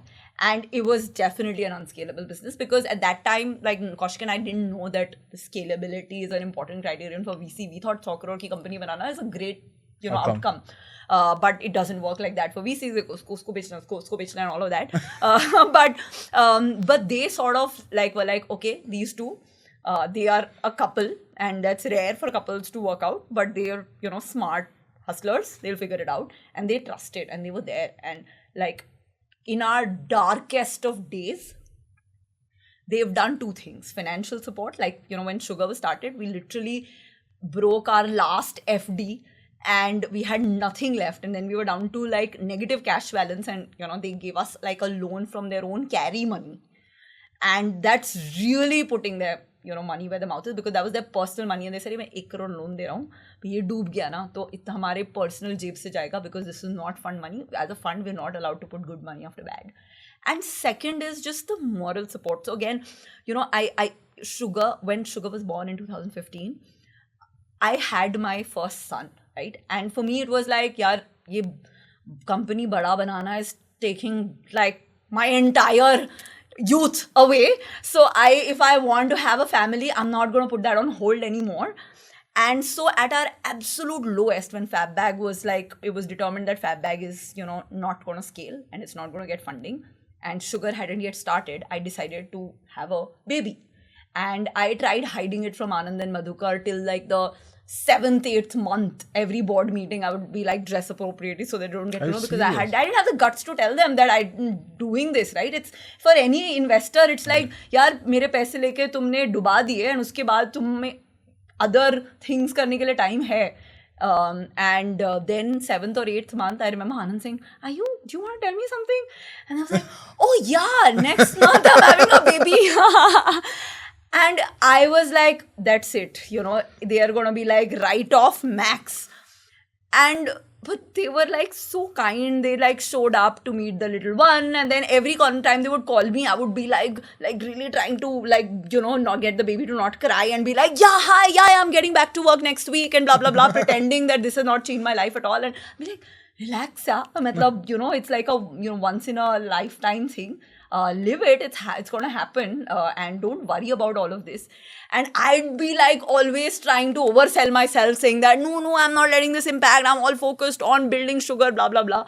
But they were so cool about it. So the second time when I had my little one, who's now 4 years old, I took him along when he was 2 months old to the IQ offsite. I made Anand Madhukar babysit, and I was super confident about it. But the first time, when I was like super scared of that decision that I have ruined whatever reputation I had with my board, they gave that moral support, which apart from that financial support, I think means a lot, because they're saying that, okay, we believe in you as human beings. Whatever choices you're making, we're there for you. That's amazing. And Anand, I've always heard about him from you, Chirag, etc. I never had the privilege of meeting him, because even though he was IIM Lucknow, so there was always a connect. Oh yeah. But वो कभी हुआ ही नहीं. And so is Madhukar, by the way. He's also IIM Lucknow. Oh, is it? Madhukar I've not met. Yeah. But Anand, Madhukar, Prerna, they were all IIM Bhutani. Bhutani. Yeah. Oh, Prerna, did you back Zeme or Zemi? No. Why? Shark Tank सारे पैसे ले जाता है, उसके बाद पैसे ही नहीं बचते हैं. I'm really like, there's so many good companies where I feel I want to back, but I'm like, there's just, the stakes are so high in Shark Tank. I'm like trying to save my capital for that. So I've done very few deals outside of Shark Tank. So Zeme is one of those that I really want to do. It's like, Zeme, I didn't understand it. Hair and me. So I was like, look, I don't get it at all. But you're IIM Lucknow and you seem to have a stellar investing record. I'm participating. But Anand, I finally got the privilege of working for IIM Lucknow's entrepreneurial. They're starting an entrepreneurial course. Ah, okay. For some time and so on. So then we were on a call and I told him, I heard so much about you. And he was so sweet, and he's like, yeah, he's an No, he is not sweet. He's Right, like a with me, he was sharp like, I guy can on imagine. Twitter. He's like destroying everybody, etc. But he's like, he and Madhukar, they're like just great people. You know, it's like, just I feel that for all those 100+ rejections, you just need a one person like an Anand and Madhukar who believes in you, when there's no data to show it, right? Yeah. And they just have this conviction, and when they have conviction, they will not back out. So many of the companies, in their portfolio that shut down and then the founder restarted, they invested again. yeah. In all of them, because they just believe in the founder. ठीक है, हमारा पैसा गया. But, was the founder honest about it? Was the founder transparent? Yes, if that is, we will come back. It's not that, अरे तुमने मेरे पैसे डुबा दिए, तो I will not. I mean, that just takes a very, very solid character. And second time founders are backable in general if the intrinsics are on point in general. I hope so. Is there data on that? Yeah, I think the success ratio for people who have started up the second time. Okay. Because if the first time was dependent on too early for the market or TAM was not big enough or whatever, then they know that they will not make the same mistakes again, so might as well back. Okay. But never, again speaks volume. Who else is there? There's Abhay and VT Amazing. from again ex-Sequoia, but they're genuinely people who get brands, right? So there was the first time when we got into the conversation, and they were like, don't worry about wohi 5,000 crore brand, etc., etc. Let's grow it well, because brand is about trust. Yeah. Trust does take decades. So do everything that it takes to stay in the game for decades and think long term. Don't worry about 2x year on year and all of that. And I feel that, we were at this amazing sweet spot when they came in, because no VCs were investing in D2C or brands because they didn't believe. This was 2018 or 2018. Wow, okay. Right? So D2C wasn't there. It wasn't a thing. So it wasn't a VC category. And there was this one fund, A91, that got carved out to invest. And there was, of course, Fireside was doing early stage deals, but at a Series B kind of stage, that was only A91, and they genuinely got brands and they believed it. I feel uske baad, unfortunately, all the other VCs, D2C became cool, and then all the other VCs jumped in, and now they're trying to make it a tech business. So wo jo the wealth of this knowledge that these guys had, that there's a way to build brand, that got completely destroyed with the billions of dollars of capital that got thrown in. Like, it's like taking Ranveer and saying you're 7 and you want to be a bodybuilder. Let's pump your stomach with 200 eggs and like 1 bottle of protein tonight. Exactly. Tomorrow you're not going to be one. Yeah. You will just be like very uncomfortable. Yeah. Right? So you can't do that. And the outcome of this is that brands ke naam pe joke chal raha hai, right? I was just telling somebody that Amazon pe, if you go search for vitamin C serum, there are like 4,000 search results, okay? One of them being us, of course. And you go to, I one day did this exercise. I said, let me go to page 40 and see, because page 40 tak to koi consumer jayega nahi, but page 40 pe kya hai? There are these good looking apothecary wala bottles with nice labels. Somebody's put in effort to create that. It's a good product and got reviews, but it's on page 40 because, so obviously it's not making any sense for the consumer, because they're all now beginning to look the same, and it's just so unfortunate. But this is all a doing of like sudden euphoria from VCs. I feel that agar tumhara sector hot ho jata hai na VCs, then it's also not a good thing. Because then at that point, what is driving it is not market, it's capital. Yeah. And capital is a bad driver of business. Absolutely. It just puts all the wrong habits. Absolutely. But I've heard again, VT and Abhay I don't know too well. VT I've pitched to at least 3 or 4 times. The thing about VT is he never comes back with a no. So he maintains that no, I never rejected. I said, but you never came back. I was like, he like, no, but that's soft. No, Shantanu, yeah. He's very close to like a bunch of others. Oh, both are ex-McKinsey. So there's always that, hey, no, but yeah, I think when things happen, it'll happen. And so I've heard so much good stuff about all the partners there. Yeah. Margot, again, I love conversation with him. Prasoon is amazing. Prasoon's wife, Shruti, me and her grew up together. What? We were like neighbors from 610. My 6th, her 2nd. Wow. Yeah, and she and my brother. बहुत pressure होगा, वो तो Harvard गई, तो I'm Lucknow. No, छोटी थी ना, छोटी थी तो ठीक था. Like she was like 4 years younger. I'm sure she was like a stud as a kid also, no? No, she and my brother were same age. Okay. And no, she was always again, she was never the academically, but jo bolte hain, like, okay. Because academics was one of 10 things that she did well. She was very good at sports. She was very good at debating. She was extremely social. She was a fantastic dancer. Oh, wow. So she was like this all-rounder kid. So we've always knew that Shruti, whatever she does, she'll be amazing at. And then she went to IIT and so on. But even Kaushik is amazing at Basu. Kaushik Anand. Kaushik Anand is, I think they've got a fabulous partnership going on. Who else is there? Yeah, and Elevation, again, amazingly, like I've first time Elevation came on board, I was like, they said that 30-40% year-on-year growth and with good fundamentals is good. First time I heard that number, because Madhukar is like early stage, right? So he never 2x se kam, no 5x. So hamara now, in our board discussion, there's Mandavli that happens. There's one end, there's Madhukar who's like 2-3x, and then there is Deepak and Abhay and all who are more reasonable. They're like 40-50x. Acha theek hai beech mein, like this is the middle line. And I love that balance because they sort of balance each other out. So there's Elevation, and then of course LCAT has just come in. LCAT is Anjana.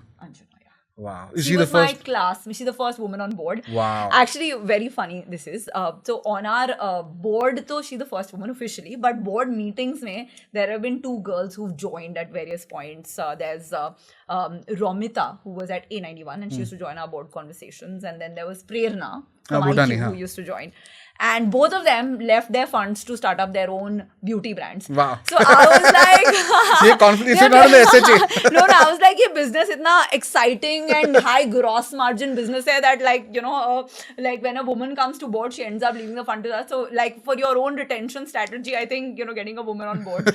But that was a joke. I'm very excited to finally have officially a woman on board. Yeah. And I do feel that as in, it's, I mean, I do feel it's happy that it's not coming as a check in the box ki Sebi ne bola hai to ek woman whatever, and it happened because there's a woman running a fund in India, making decisions, choosing to invest in I mean, it's a great story. I completely agree.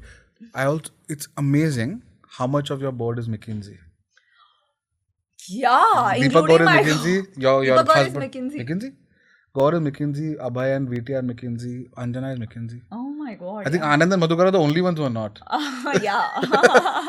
Wow. But Yeah. you must be hating the firm or loving it, depending on what the experience is. Too alpha. I agree. Too alpha, but yeah, at least definitely churns out some smart people. How do you run Sugar in a competitive landscape, which for me is very difficult to understand? Like there is this good glam behemoth, at least from a valuation standpoint, I don't know actually, but a good glam behemoth which is trying acquiring content businesses. Then there is Faces, which kind of had its own thing. Then there is Lakme, Maybelline, which have a very, very traditional approach to retail. And then of course there's you, which is a new age brand. You of course are omni-channel. You are focused on your own stores.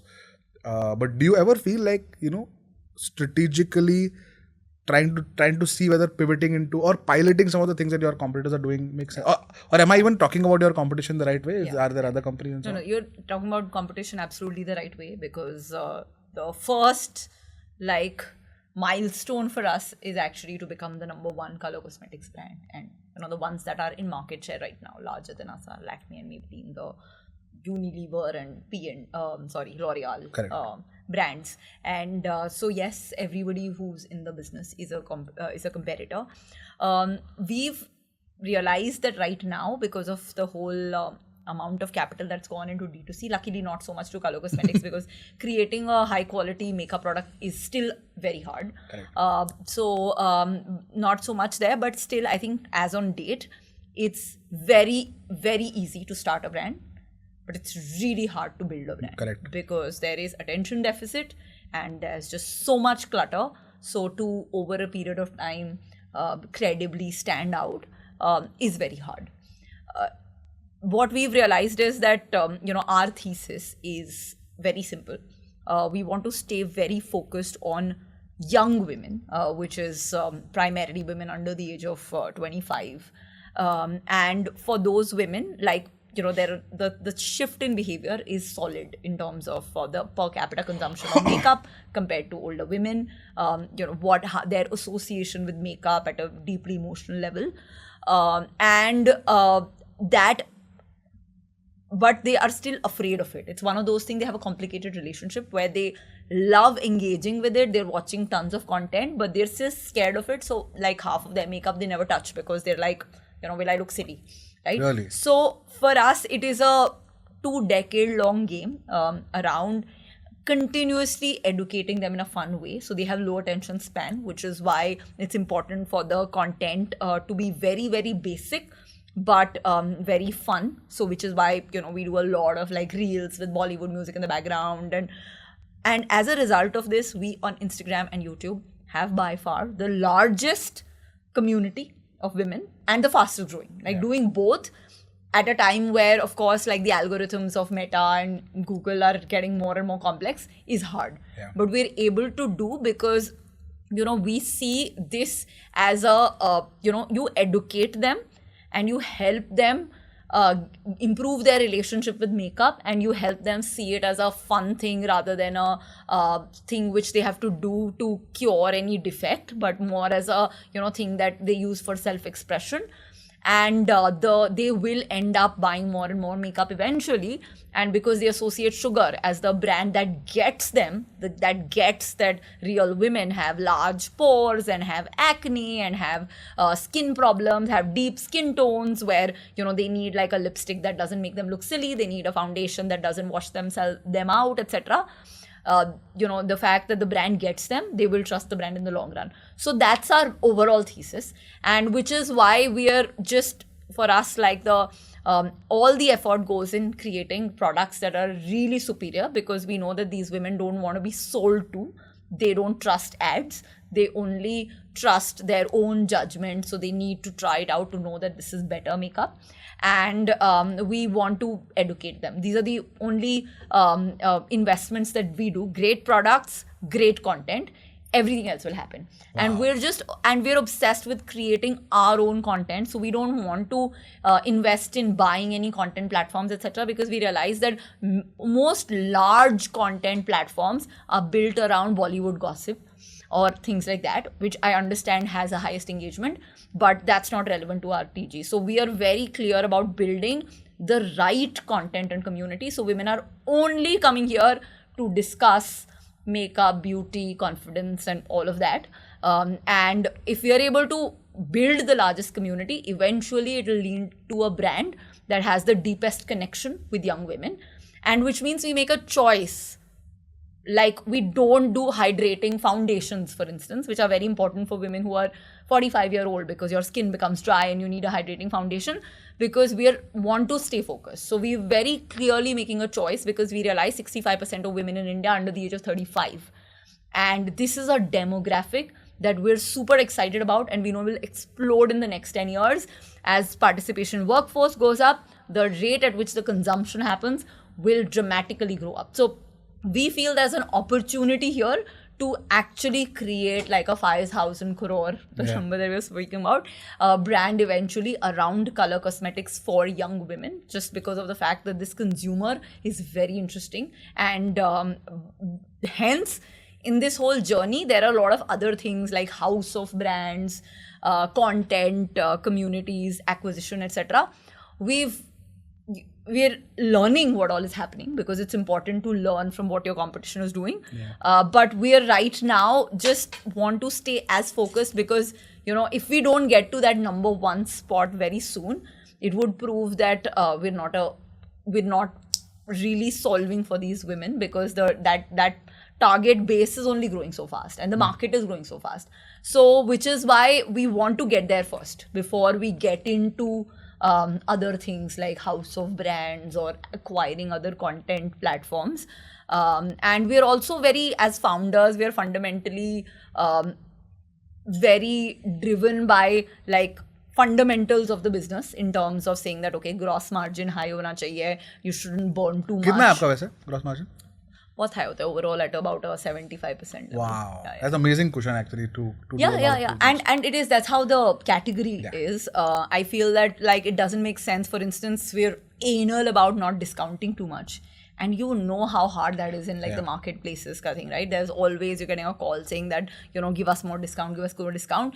But there is such a guardrail around that, which is like culturally ingrained, that, you know, the teams don't even say कि अरे मैं discount नहीं था इसलिए sales नहीं हुआ. It's just, you know, that's how we are. Because we feel that brands in over a decade are about three things. There's trust, there's consistency, and then of course there's a purpose and community beyond the product, right? These are the three things. And on all of the three things we want to do a lot, but consistency mein one of the axis we feel is price. Not having to guess कि कहाँ पे कितना सस्ता मिलेगा, etc. And 50% of our business is offline. So, you know, it is important to, just because offline margins are worse or whatever, don't give them discount, but give online, you know, all of those things we don't do. So we have price parity across. Overall, we never discount in a month more than 10%, which is like nothing in like the kind of expectation that marketplaces have. But we feel that, you know, all of this is built. Creating content which is not about sales, not about product, but it's only about education and only about awareness creation. All of this is going to help us in the 10-year horizon. So we build, you know, our entire content team has just engagement metrics. They don't have any sales metrics at all. And That's it's amazing. a large in-house team. But we have just told them that do the best you can for young women, show them your real side, and in a fun way. That's it. You're not responsible for sales.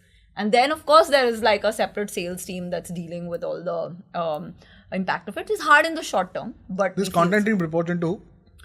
The content team reports actually, like the content head reports to Kaushik. So directly, I mean, for us, we consider content marketing as a very important long-term strategic advantage. And that's the thing, right? A lot of people will say that content has to be not measured by sales, but then reporting into the head of sales or reporting into a business owner, which then even if they are not measured by it directly, then indirectly the mandates become very different. Yeah, because if you were to like measure anything on sales, then you will like wire all your content around sales. If you were to measure it even on like awareness and those traditional, then you want to start putting all your money on TV. But, you know, that's not how you build like a voice. You know, that community ka strength is its engagement. At like 2.3 million followers, our Instagram page has higher engagement than a lot of global pages that are 15 million followers. So that's because of the fact that we're just optimizing for what works for this 24-year-old girl, and we get her emotional journey with makeup, and we just want to be a part of that journey. And we feel that this is something that will get rewarded in the long run, because brands की power feel होती है long run में. मतलब, you know, you evaluate brands just by the sales. I mean, of course, sales is important because it pays all our bills. But the real power gets, you know, comes over a period of time if they trust you. If they, you know, feel that you've been consistent, and if they feel that you give them a feeling of purpose which is beyond just the products. Have you ever thought about acquiring businesses that will cater a need that maybe Sugar is not able to do, but for your consumer? So we did an acquisition last year, actually. We acquired a brand called N because it was, you know, very similar in terms of the user. And see, Sugar is like a fun, you know, bold, rebellious kind of a brand, which is about makeup and self-expression. Skincare was a market that suddenly exploded in the last 2-3 years, especially during the pandemic. And we felt that, you know, with Sugar, we don't want to do skincare because it doesn't make sense, because skincare, say, the attributes that you expect are very different. And N sort of met those attributes, and there was a founder who had her own story of dealing with her own, you know, skin issues and creating products, you know, the whole like kitchen ingredients, but with a modern twist kind of thing. So we did that acquisition, but she's running it independently. We've integrated some distribution channels. But we're, you know, again, we're not trying to build it on steroids. We're, you know, getting her, we're there as an investor, but we're letting her build it like a brand is to be built, which is slowly and thoughtfully, not on steroids. Yeah. Agree. But do you think that acquisitions, I always feel, for example, that if you have an amazing moat. Your moat is actually content in your brand, right? And of course, you make great products and so on. But once you have a moat, that moat allows you a pipe to your consumer, right? In your case, it's your many stores. How many? 100 plus? Our own stores, 120. 120 stores, right? That will become 500. Then you have a distribution team that goes into the market. You have a supply team that probably is creating these products and so on. Now you have this pipe to the consumers. उस pipe में अब तुम sugar के साथ कुछ 10 चीजें और भी डाल सकते हो अगर सोचो तो, which is probably what the Unilever model is कि लाइफ बॉय बनाया, लाइफ बॉय का वो फैक्ट्री है ही, सेल्स टीम है ही, तो डव भी बेचो उनके साथ, बना भी सकते हो, बेच भी सकते हो. But do you think that you're saying that I don't want to distract from this number one position? Our core strength is not the distribution. So if you have something that it is the content. Correct. Right? And content of a brand is like all about like soul and, you know, just identifying with the consumer, etc. Even though N serves similar women, it doesn't have the same soul. Right? Correct. So I can't get a Sugar content person in-house to make N content. It's not possible. I'm letting the founder of N drive that content, because content is, you know, the soul like of what is the brand's language, right? And it is not as scalable. Yes, distribution becomes, you know, that's the pipe, and eventually we would want to have, you know, other things going in that same pipe. But I feel that if you try doing it too early, I mean, you know, you have to leverage, and it's all about leverage, right? And if you try to use the leverage a bit too early, then you like get distracted from your own mission. Right now, our number one mission is to be Young India's favorite makeup brand, and that's our mission that we're very excited about over the next 3 to 4 years. We will, of course, do other experiments, and it's not that something that we're not thinking about, but I like don't want to become, as of now, a house of brands or a digital Unilever, because I feel that right now we are building a brand business, not a platform business. And a platform business is a very different kind of skill set. That's not a skill set like we're number one at. We're like really good at building great stories, visual storytelling, like giving consistent and reliable products over and over, and like really acing that consistent messaging. So all of those are things that I feel that we're good at. So we want to not sort of rock that boat so early on just because everybody else is doing, and that's like super fundable, etc. And there are so many people already trying that, right? Apart from the Good Glam, etc. that you mentioned, there are the Theracios. And then there are like the traditional platforms, Nykaa, Purple, etc. Everybody is doing that. And when they'll do it well. We'll obviously learn. And I would love to learn and, see if that can happen. But right now, very obsessed and focused around sugar. Yeah, the Thrasio model though, like, I don't know what your view is on it, but I think it's a completely, I don't believe in it at all. But they're using that same thing, right? You build a distribution, which is a pipe, and then you put in 10 things in that same pipe. That's the logic. Distribution is not built easily, no? Yeah, so their whole thesis is around like acing performance marketing on marketplaces is like the biggest distribution skill which you use. But I agree, it's hard. It's very hard. It's very difficult. Like I find it hard. Like I genuinely believe, by the way, that if you have built a moat through one thing, then you can it becomes additive in a non-linear way. Yeah. And the thing is that I fundamentally believe that, they will be able to create like 20 brands which are 10 crore each and a 200 crore business, which is phenomenal. Yeah. I feel that a 200 crore brand is like 4 or 5 times more powerful than a 200 crore mix collection of 20 brands because, markets get it, consumers get it, that like, at the end of the day, like the best valued businesses are the LVMHs, and, because of the fact that there is a power of a brand. And every decision. And again, I am more of a numbers person. Kaushik is the brand obsessed person in our team. But like, unfortunately, all like discounting and such decisions go via him. So he is like this big no-sayer for all of these things which take away from the 10-year brand vision lens. And that's what helps us, I think, stay focused. But focus is, I'm sure you must be having doubts about whether it will limit your growth at some point and so on. But you're like, okay, no, this is a 20-year game. And then your capital has to be patient capital. Yeah. So again, our investors, luckily, so far, they get it. They are aligned that like, they have the opportunity to invest in these house of brands if they want, because those are alternative businesses. And they will do that. Here they're investing in the brand story. And I do feel that like, makeup as a category is 15 to 20% growing. Women are changing so fast that for younger women, makeup as a category is growing about 25-30%. So for like us to grow consistently for 40-50% for the next 5 years is not hard. And that's great return on capital, right? For any investor. And that, if it's coming from a single brand, has like the compounding which is way stronger than like trying to do 10 things.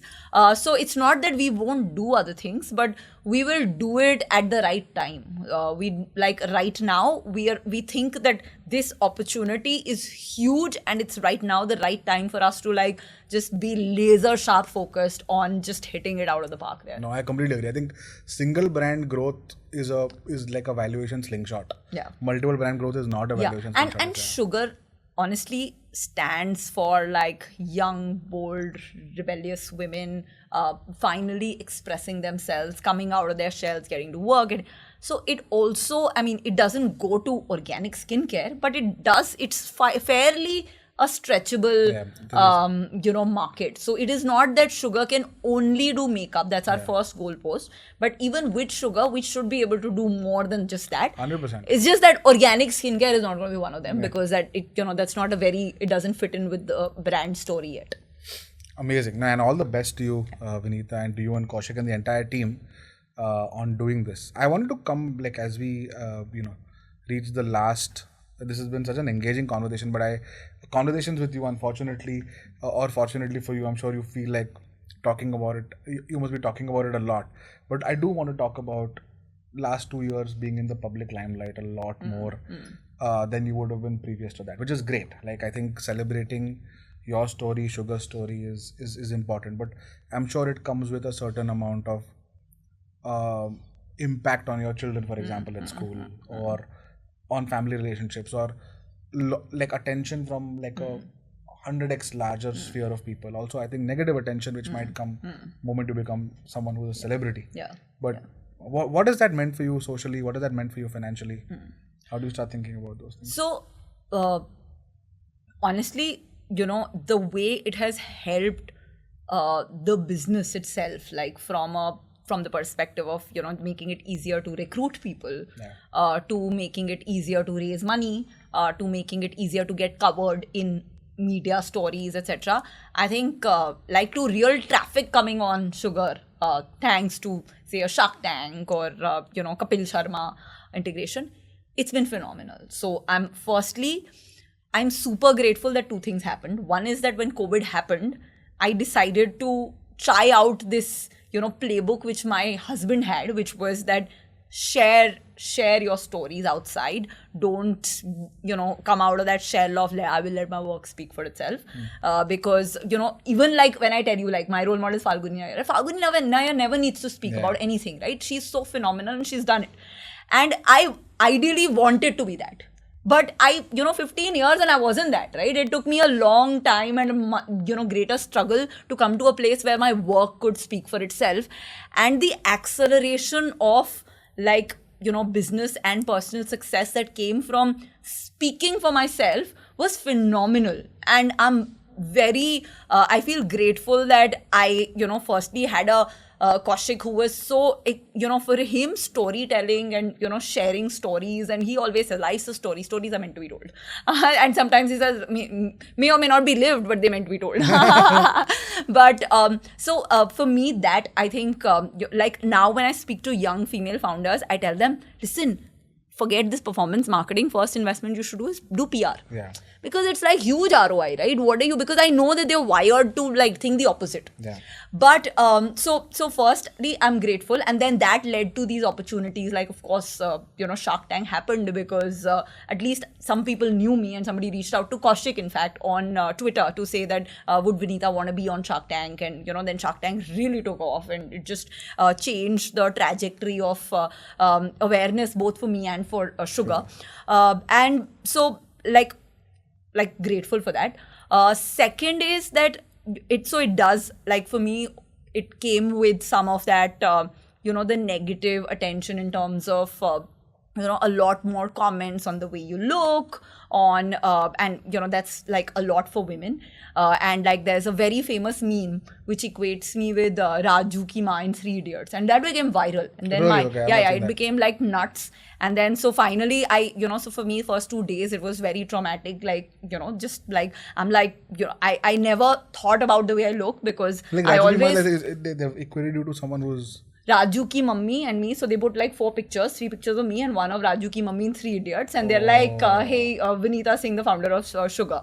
Okay. And then that went viral because people loved it, right? People live for this stuff. And really, honestly, it's harmless humor. Yeah. But like the first time you see it, you're like, oh my God, like, that's like, and you realize that if you're in the public eye, the expectation of the way a woman is supposed to look on television is very high. And every single time I've complained about this to Kaushik is like, you want to play the game, you play by the rules. Yeah. Or you get out of it, right? It's like, if you can't handle it, don't do Shark Tank. Yeah.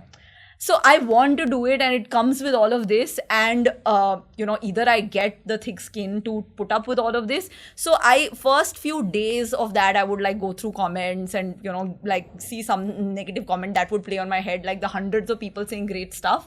I wouldn't. And my Instagram community pre Shark Tank was all women. Women on Instagram are amazing. Yeah. They're always hyping you. No matter what you do, they'll be like, hey, you're awesome. It's like so fresh and positive.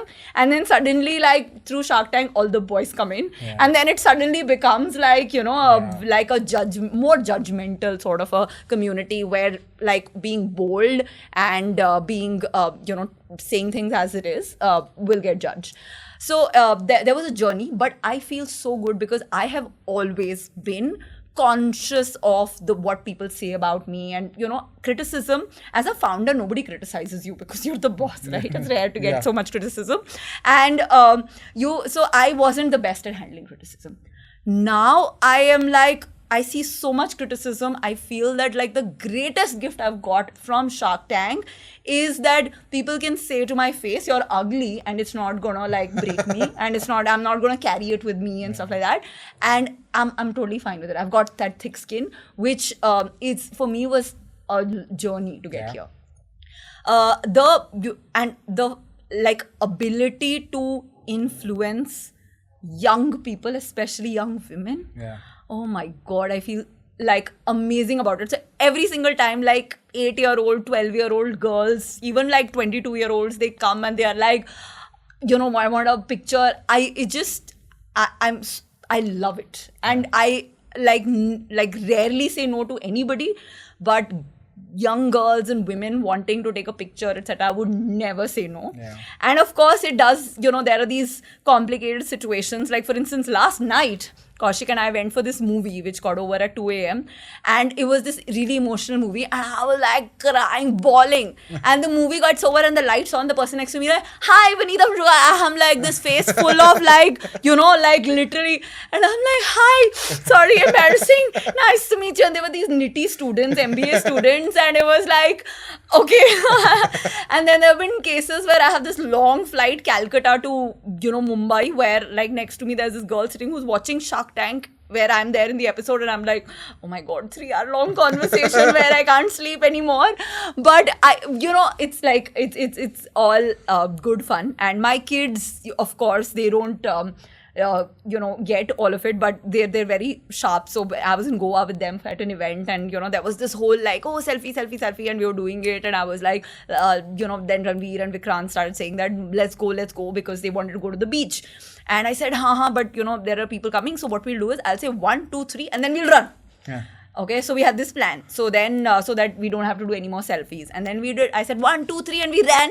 And I ran, and Ranveer ran, and Vikrant is the little one. So he ran, and then he fell. And then he started crying. So I picked him up and so. And my elder son gave me like the greatest life advice that day. And he's like, why are you running? Just learn to say no. And then, I just was like, it was like the story of my life, right? Running away from these complicated situations rather having the courage to say no. And then I, realized that I need to sort of, and I realized that, I learned this from Aman, that you need to have like colleagues with you or something who can help you manage some of the situations. Sometimes you don't want that attention. So, do it in a way which is not disrespectful, but you get your own private space. So some of the times, it becomes problematic, but I would say 99% of the times, I love it. And I feel like super grateful. I feel so lucky that, something happened that I ended up there, against. I was like, I said like no so many times to the Shark Tank opportunity, because I was like, it doesn't make sense, India mein koi dekhega nahi, etc. And somehow I just, ended up there. And it was like this random opportunity that came because I took a risk of going out of my comfort zone, and it probably will change the trajectory of like, what the company also ends up becoming, because the awareness that television can give you is like insane. So sometimes it's almost I have to pinch myself that is this real, like, or will it all go away? And it will come with like a lot of future crisis where you get also criticized a lot more because you're in the public glare.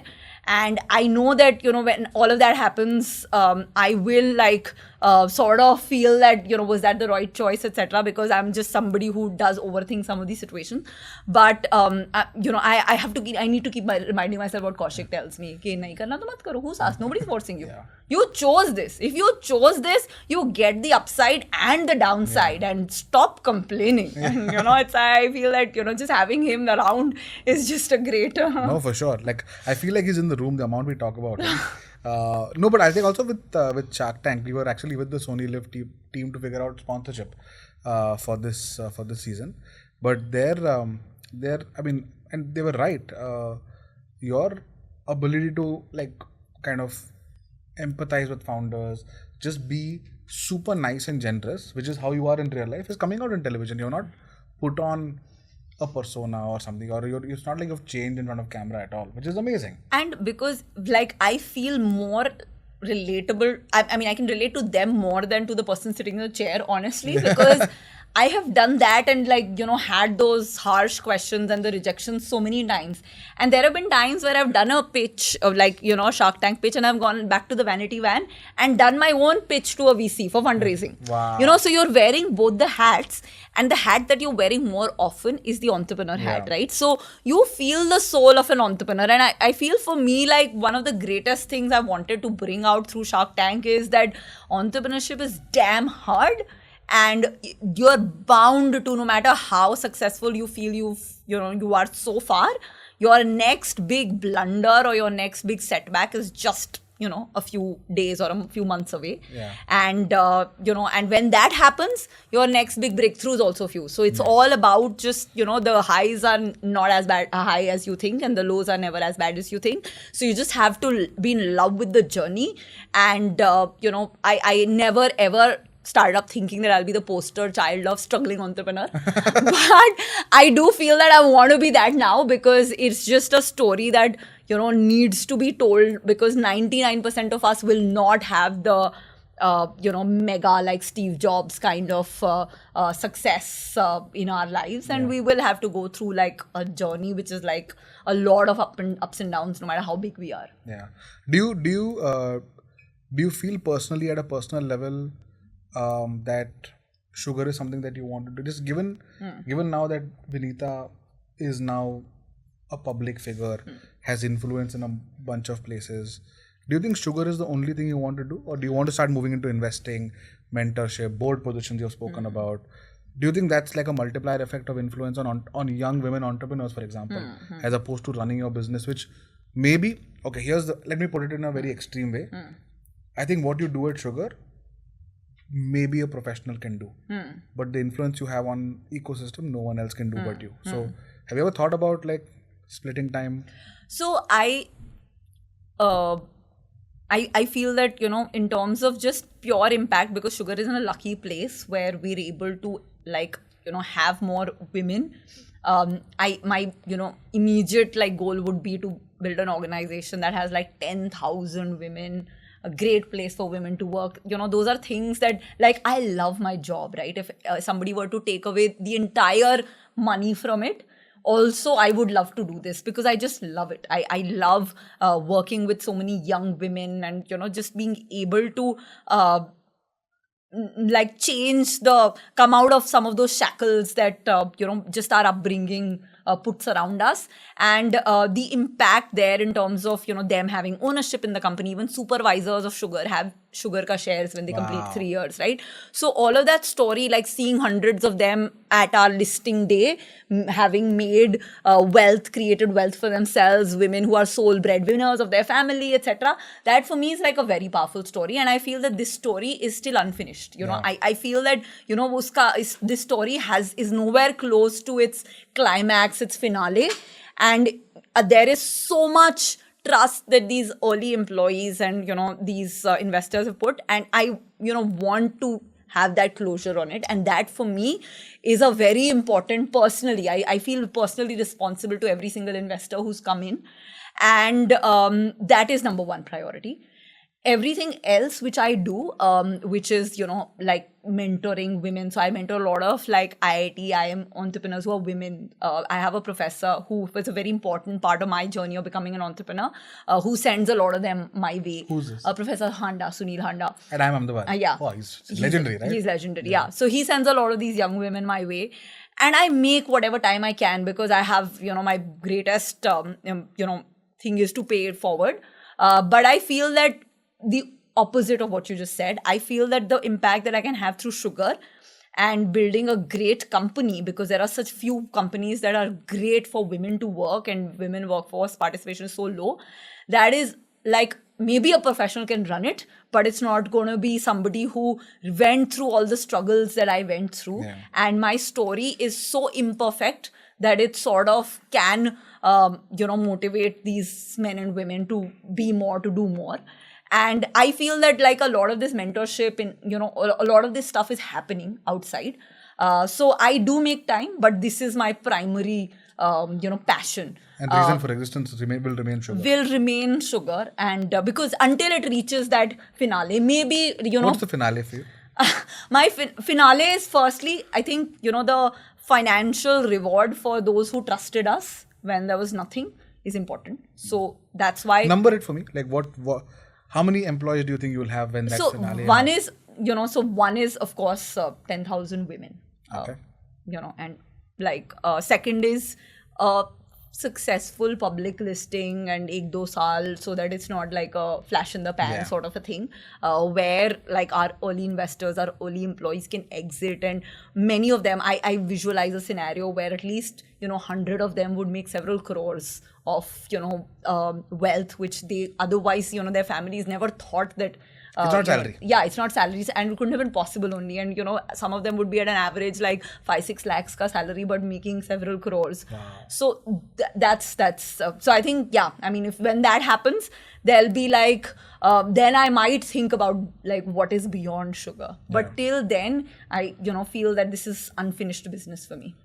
Amazing. No, I think on that note, Vineeta, this has been a truly stunning conversation. I think just your generosity with your advice, with your time, and with your kindness, I have personally no doubt, just seeing you from a distance operate, I think all the success that has come your way is far less than what you deserve, in my view. I think there's just so much good stuff that you're going to do. And I would love, I think all of us here, if I speak on their behalf, would love to participate in your journey in whatever little way we can. And all the best to you, Kaushik, Vikrant, Ranveer, and the rest of the family on building out. Hopefully this listing day happens Yes. soon, and we'll all be there for it. But congratulations and thank you so much. Thank you, and congratulations to you also building a fantastic brand, and now the second one, Barbershop, which I feel will probably be able to reach like crores of households. So Yeah. I do hope this becomes as big as Shark Tank India in terms of influence on future entrepreneurs and eventually on, of course, India's GDP. Yeah, I think all of us will rely on you because we feel that we have started off well. I think this has been conversations with friends like you, right? But I think the team is also pushing me to say, hey, how do we do more? How do we do more educative content around entrepreneurship? How to read a term sheet, for example. Right? How do you negotiate an SHA? Who are the top 10 lawyers for seed stage founders in India? No one knows this. Right? So can we start creating content around that and putting it out there? Then we'll rely on founders like you to come in and maybe do like 10-minute masterclass sessions on something or the other. So I'm hoping this kind of catches its own influence. And for us also, I think the reason we started Barbershop, and we are loosely referenced Bombay Shaving Company through the name. It's not a branded thing. Even if you see the episodes, I don't wear Bombay Shaving Company t-shirts or anything. But the hope is that as more and more people recognize, it has a spillover effect on the brands, of course. So for me, that is crucial. But thank you so much for your time and all the best to you. And this has been an absolute privilege for me to be on this side. Thank you, and this was super fun. Best luck.